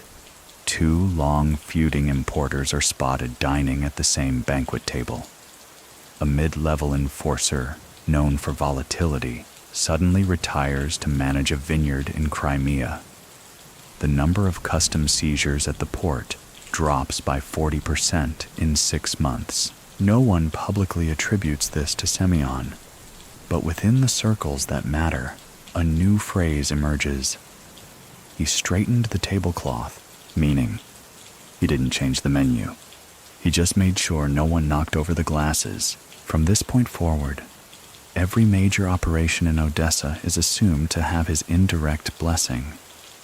If something goes wrong, people don't ask what happened. They ask what Semion thinks of it. And if the answer never arrives, that's the answer. Even those who've never met him begin adjusting their behavior in anticipation. Smugglers begin self-regulating. Dangerous personalities are quietly pushed out, not by threats, but by exclusion. A kind of ghost bureaucracy emerges, with no hierarchy, no charter, no mission statement, just the quiet certainty that someone, somewhere, is watching with interest and disinterest in equal measure. And Zurich, he never returns, because that's the rule. You never revisit the room where a permanent arrangement was made. To do so would be theatrical. Semion avoids drama the way priests avoid mirrors, unnecessary and dangerously self-revealing. He returns to Vienna that evening, eats at a small Georgian restaurant where the menu hasn't changed in 15 years. The waitress doesn't know who he is. Or maybe she does and plays it beautifully. He leaves a tip. Exactly what the meal cost. Nothing more, nothing less. Many people still think criminal empires are held together by fear or money. But Semion's empire is made of gravity. You don't see it. You just feel its pull. That's the Zurich legacy. A 2-hour conversation with no words, orchestrated by a man who hasn't held a title in decades. Yet somehow, afterward, Odessa runs smoother. Less blood, fewer rumors, more shipments moving exactly as expected. Because one afternoon, a man sat near a fireplace and reminded 3 others of something they'd all forgotten. That in business and in silence, a steady hand is louder than a loud one. Somewhere deep in the fluorescent bowels of an FBI field office, a whiteboard bears a list of names. Eastern European, Latin American, vaguely familiar, connected by red yarn, black markers, printouts. In the center, there's a blank space. Just a circle. No name. The words underneath it say, "The broker, unknown." It's 2001.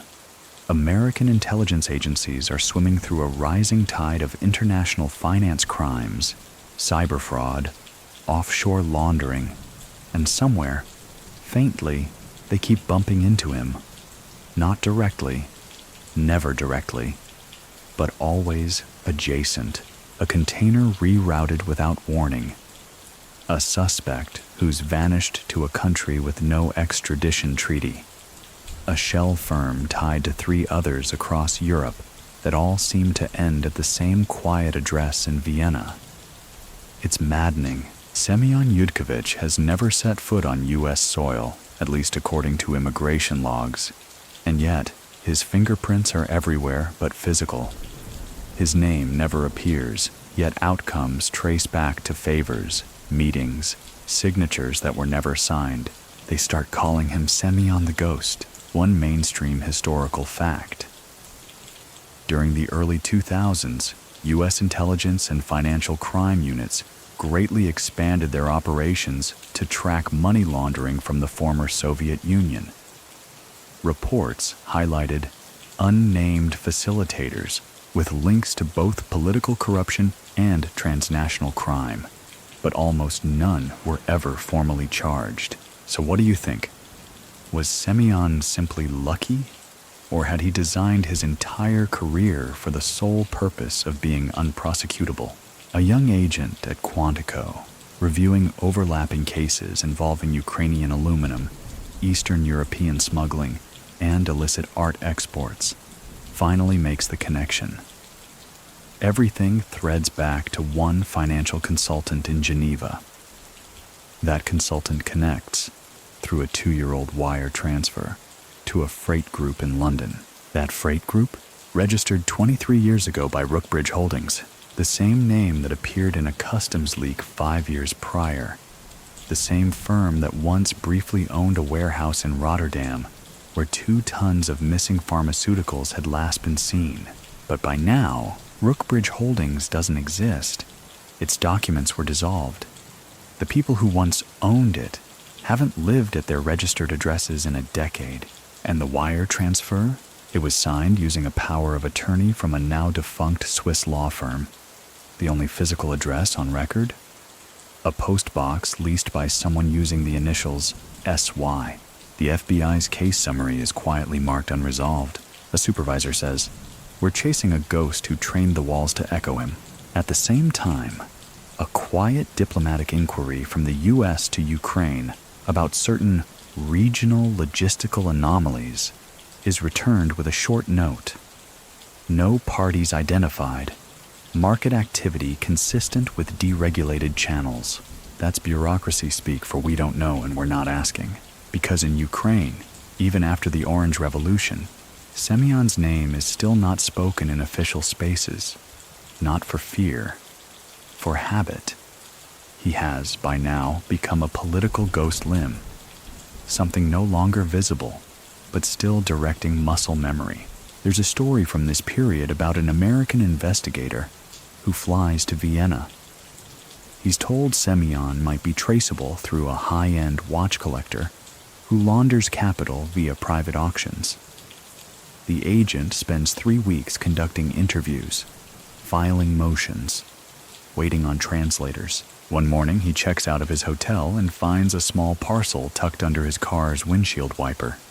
Inside, a cheap wristwatch. Plastic. Red. Child-sized. It ticks. There's no note, no threat, no signature. The agent returns home and files a report, concluding the subject is likely present in Europe, operating with full knowledge of Western surveillance methods. When asked for follow-up recommendations, he writes only, "Don't chase a man who sets his own clocks." Many people still think the U.S. could out-resource any criminal, no matter how patient.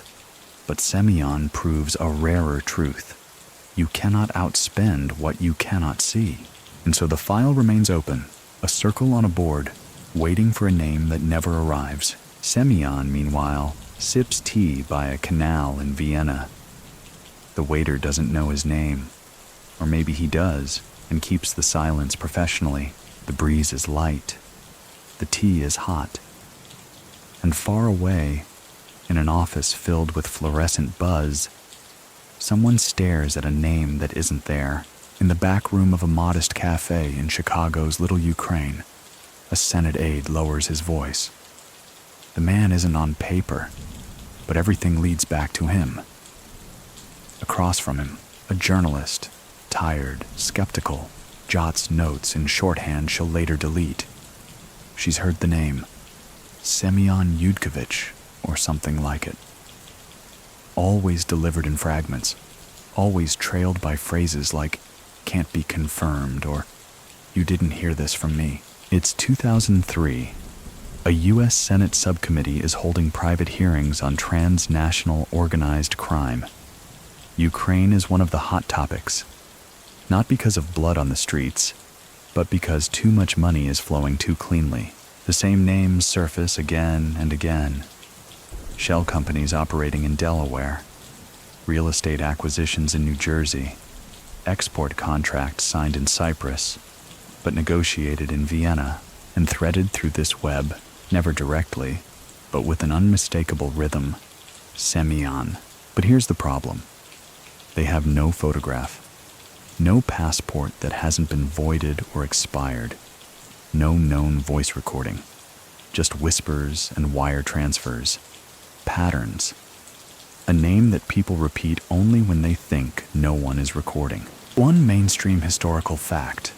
In the early 2000s, U.S. lawmakers raised alarm over the influx of laundered post-Soviet capital into American markets, especially in real estate and consulting firms tied to Eastern European origins.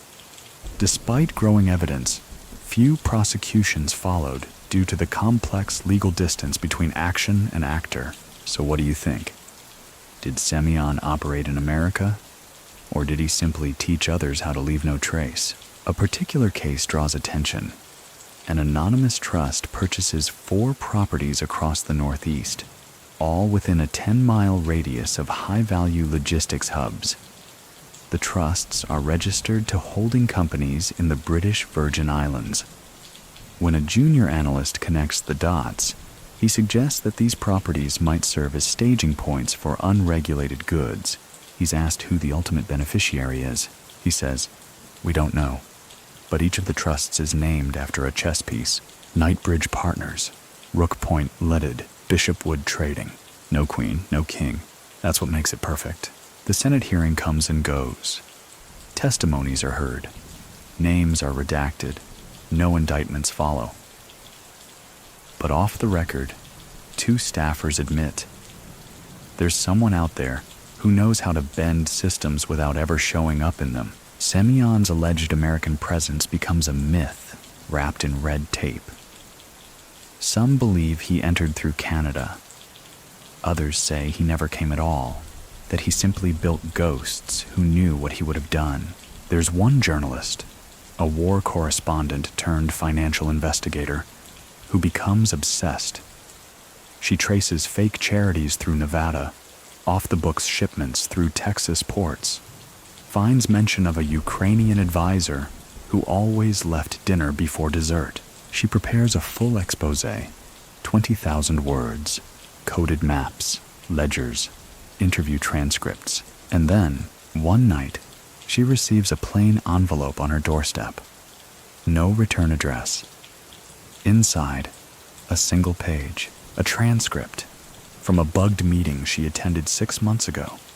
The exact words she spoke, with timestamps. No threat, no demand, just awareness. She never publishes the article. Many people still think criminals hide behind threats. But Semion hides behind confirmation.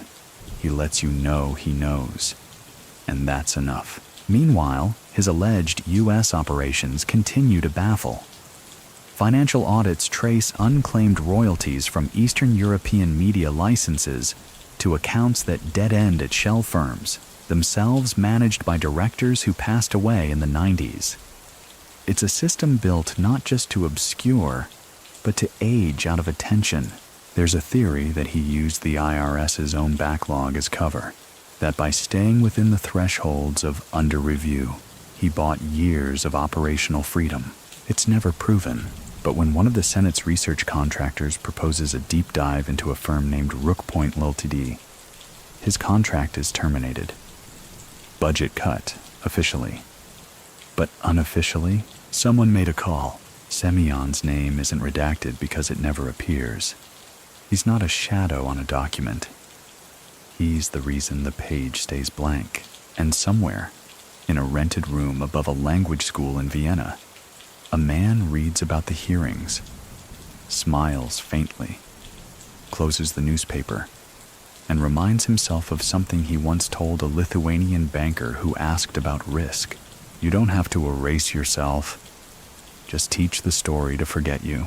If you had access to every airport logbook in Europe between 2004 and 2009, you'd still miss him. Semion Yudkovich doesn't check into flights. He doesn't scan a passport through automated gates. And yet, people see him in Frankfurt at a transfer lounge, in Marseille at a taxi queue, in Istanbul stepping into a van with diplomatic plates that shouldn't belong to his country of origin, if he even has one anymore. The man is everywhere and nowhere, and by now he has a passport in every time zone. Not literally, of course, but close.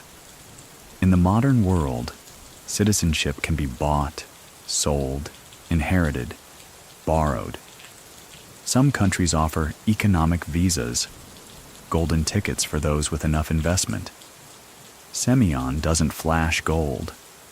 He leaves a scent of utility. One mainstream historical fact: by the mid-2000s, numerous nations, Malta, Cyprus, Dominica, even Vanuatu, offered fast-track citizenship programs in exchange for capital infusion. Some wealthy individuals obtained multiple passports, effectively erasing the trail of their original identities. Semion's method isn't flashy. He doesn't apply through embassies. He applies through ghost agents, specialists in synthetic identities who craft paper trails years before the documents are needed. School transcripts from Lithuania, rental contracts in the Azores, employment records from rail companies that no longer exist. His paperwork is a fictional biography with footnotes. So what do you think? Was this paranoia or orchestration? Or just the luxury of a man who never liked border stamps? A former flight attendant once recalled seeing him on a red-eye from Geneva to Buenos Aires. Window seat, wool coat, no luggage. She remembers him only because he folded the in-flight napkin into the shape of a rook and left it on the tray table. She reported it to no one, but told the story years later over wine, and someone, of course, wrote it down. In practice, Semion's movement is never random.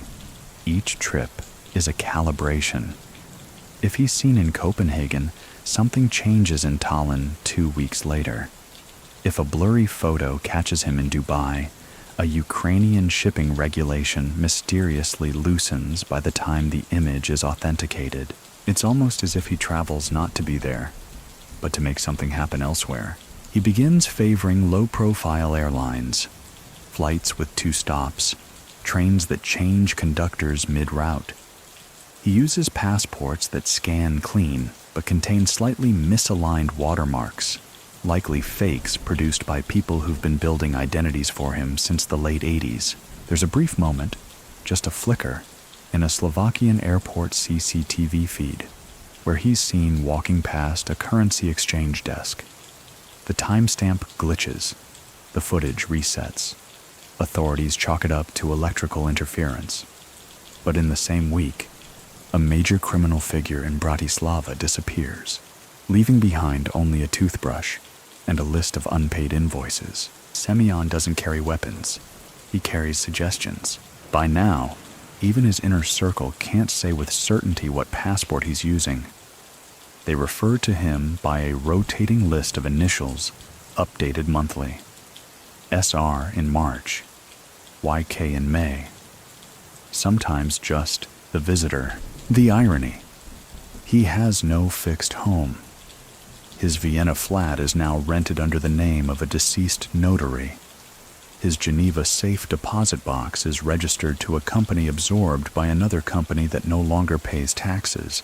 He doesn't live anywhere. He passes through. There's a saying now among younger operators who've only heard of him secondhand.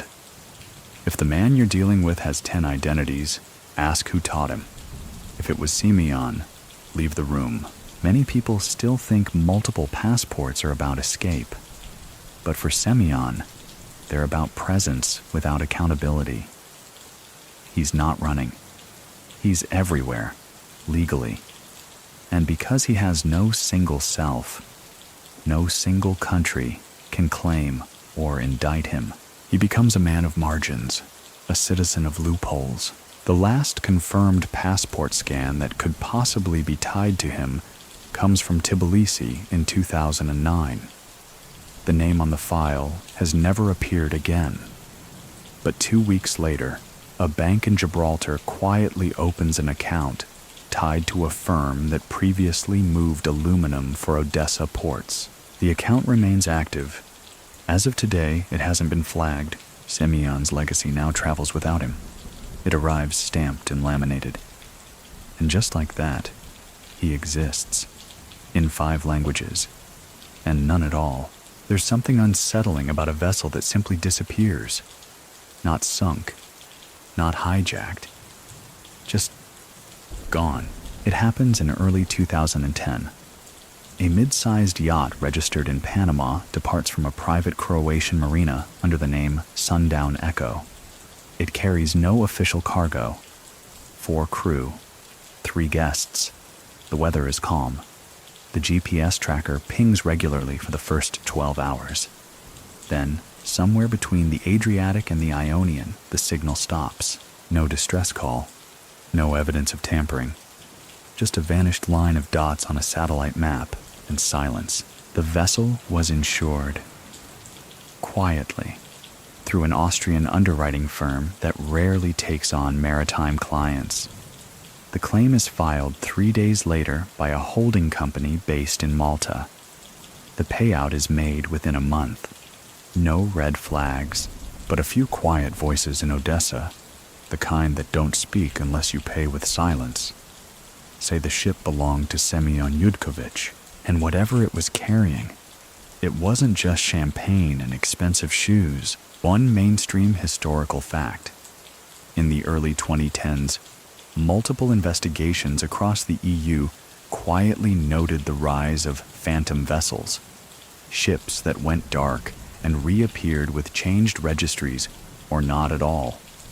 The gaps were attributed to smugglers and rogue intelligence efforts, but very few were solved. So what do you think? Did Semyon's yacht vanish by design, or did it carry something meant never to arrive? Among insiders, the whispers are specific. The yacht had been retrofitted. Below deck, custom shelving sealed behind lead-lined panels. Smugglers call it the Whisper Hold, a chamber designed not for cargo, but for documents, drives, maybe even one living person. No bodies are found. No crew members resurface. The yacht's name is later reused by an unrelated pleasure cruiser registered to a German businessman who, coincidentally, files bankruptcy 6 months later and disappears to South Africa. That might be a coincidence. Or it might be a placeholder in a larger story no one will admit they're telling. Back in Vienna, Semion says nothing. Not that anyone asks him directly. But a week after the Sundown Echo vanishes, he visits a florist on a quiet street he hasn't entered in over a decade. He buys 1 orchid, white. The florist, who still remembers him from the 90s, doesn't speak, just wraps it in dark tissue. The orchid is delivered later that day to a consulate in Prague. No card, no explanation, just the flower left at the front desk. The consulate, it should be noted, had recently launched an inquiry into a series of suspicious cross-border wire transfers from a Cypriot fund with ties to Odessa rail contracts. The investigation is paused 2 days later. Never resumed. Coincidence? Ask anyone familiar with Semyon's timing, and they'll answer with a question. Did the flower arrive before the decision, or after? This is the era of vanishing things, not just ships, accounts, warehouses, routes, memories. Semion is no longer consolidating power. He's withdrawing it from visibility. One of his oldest shell firms is quietly dissolved during this time. No press, no debt. Its assets were moved months earlier into a foundation for urban cultural restoration in eastern Hungary, a foundation that, as of today, still funds children's art programs and quarterly lectures on maritime logistics. Its listed founder? A retired professor with no known relatives. But his passport was once issued in Odessa, 1973. The quiet ripple effect from the missing yacht begins to show in how people behave. Partners who were once emboldened by Semyon's calm now grow careful. Routes change. Meetings vanish from calendars. A banker in Liechtenstein abruptly resigns after 20 years, citing a need for open air. Many people still think that when a crime boss loses a vessel, it's a failure. But Semyon's legend grows because of the silence that follows. The vanishing becomes a punctuation mark, not an ellipsis, but a full stop. And what was on that ship? Some say bearer bonds tied to the last unlisted Soviet-era oil contracts. Others say it was a person, a man who knew too much, or a woman whose silence needed to be preserved at sea. The best theory? That the ship never sank, that it simply changed name, flag, and direction, and that Semion watched it sail out, then turned back to his tea without comment. Because when you've built your career on questions no one can answer, sometimes the most powerful thing you can do is remove the question entirely. In a small cafe near Zurich's Old Town, one of those places where the espresso is too bitter and the tables wobble slightly, there's a young man who visits every other Tuesday. He wears the same jacket, orders the same pastry, tips the same amount. What makes him interesting isn't what he does, but who he doesn't talk to. No one, except once a month, he receives an envelope. Hand-delivered. No return address. Inside are numbers, coordinates, bank codes. A phrase in Russian that translates roughly as, "The ledger is not the asset." The man is known only as the Son. No last name, no visible legacy, just quiet regularity. But the waitstaff have noticed he always sits with his back to the window, like someone raised to expect more than scenery. His name never appears in registries connected to Semion Yudkovich, but the facial resemblance, the cadence of speech, and the watch he wears, a rare model from Odessa's old clockmakers, all suggest something more than coincidence. Whispers say Semion has passed nothing down except a list, not an empire, not instructions, just a slip of paper with safe deposit box numbers, each in a different country. Some contain nothing.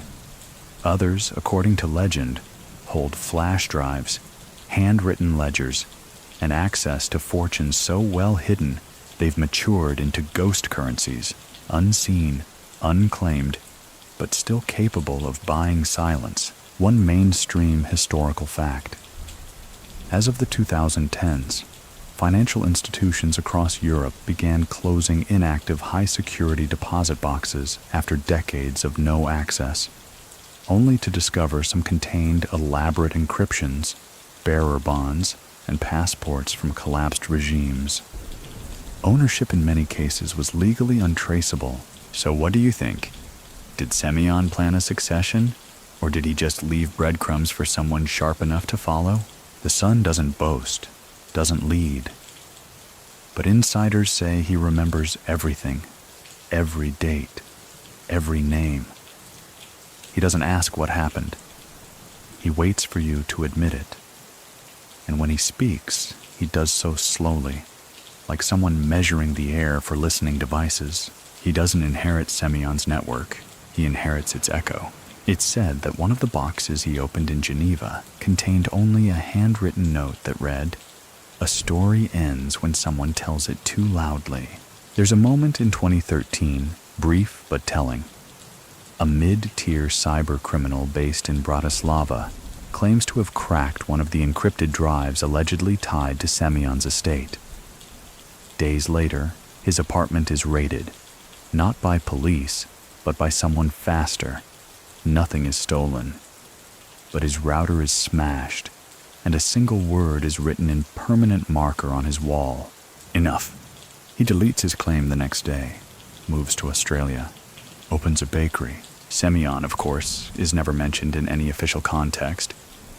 But the Son, he begins appearing in unconfirmed surveillance footage. A train in Finland, a passport checkpoint in Baku, an art auction in Lisbon. Never the main buyer, never the one speaking. Just there, watching, assessing, remembering. There's another theory, more poetic than provable, that the Son is not the heir to a criminal empire, but a warden of its conclusion. That Semion didn't leave him wealth, but instructions on how to end the story without leaving a mess. A controlled demolition, slow, symmetrical, silent, Many people still think legacy is about power, but Semion taught us a sharper truth. Legacy is about how cleanly you disappear, and the sun? He's the eraser. In 2015, a quiet Zurich foundation changes its name. Its board rotates. Its funding reclassifies under educational services. And its one-time ownership by a now-defunct Cypriot freight firm vanishes from the registry. Clean, unquestioned. One of the signatures on the refiling, a name that matches no citizen, but the notary was once stationed in Odessa in 1982. By then, Semion hasn't been seen in 4 years, but someone still collects the interest. Some journalists chase stories their whole lives. Others are chased by them. In 2017, an investigative reporter from Hamburg publishes a 3-part series on post-Soviet asset laundering. Deep cuts, bank trails, satellite images. One of the articles mentions a series of vaults, anonymous, scattered across Switzerland and Luxembourg, each rented decades ago under names that lead nowhere. The key detail: a pattern. Every vault's rental was renewed exactly 4 days before its automatic closure, each time by a different proxy. Each time, the funds came from the same Latvian remittance chain. The reporter doesn't name anyone. She's careful.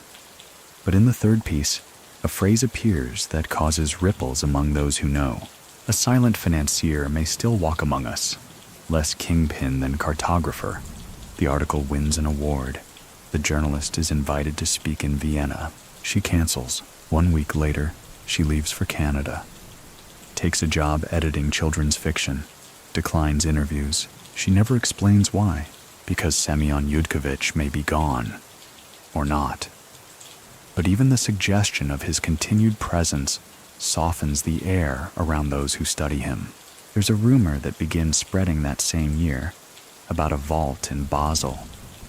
Not on any map. Accessed by a private entrance in a building shared with a violin restoration firm. It contains no gold, no diamonds, just documents, ledgers, shipping receipts, typed memos from the 1980s, all marked with dates, times, and 3-letter abbreviations. One of those documents, someone claims, outlines an internal conflict resolution process titled, "If they disagree, let them starve." It's not cruel. It's calculated. Semion didn't settle disputes. He starved oxygen from disloyal elements. He understood that sometimes the most effective punishment is letting someone feel forgotten. One mainstream historical fact. In the years after the 2008 financial crisis, Swiss and Luxembourgish authorities began tightening enforcement on dormant vaults and long inactive accounts. Several were found to contain historically valuable but legally ambiguous material. Documents, bearer shares, even microfilm reels. So what do you think? Was Semion hoarding secrets?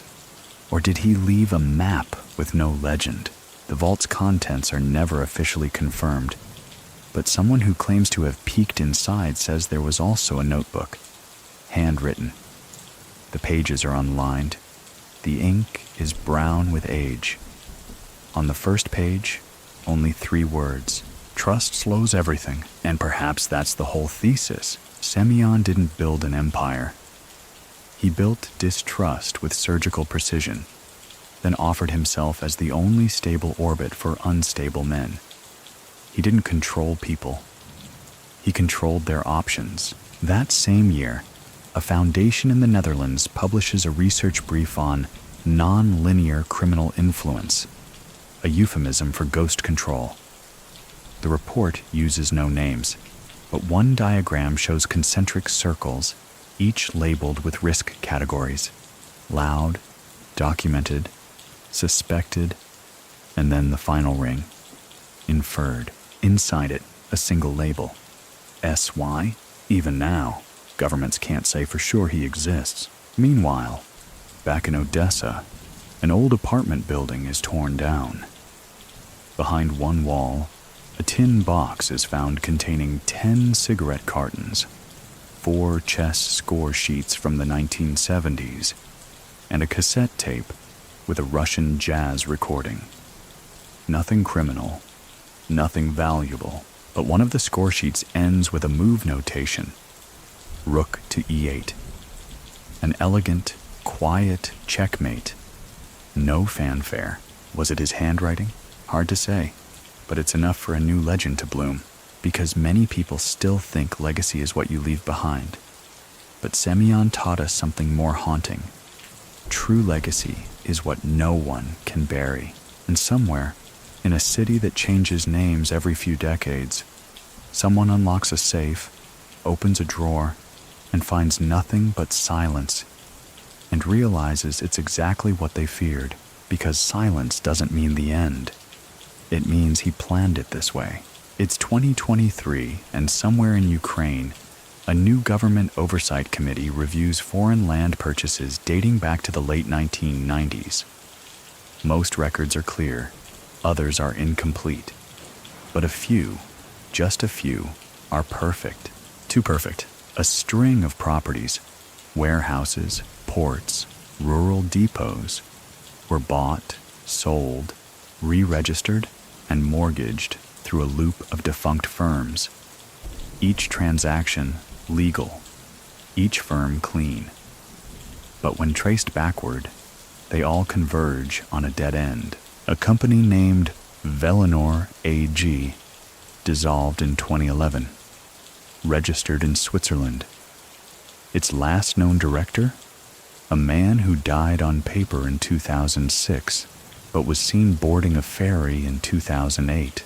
The committee doesn't make accusations, just annotations. One of the members asks if any of this ties to Semion Yudkovich.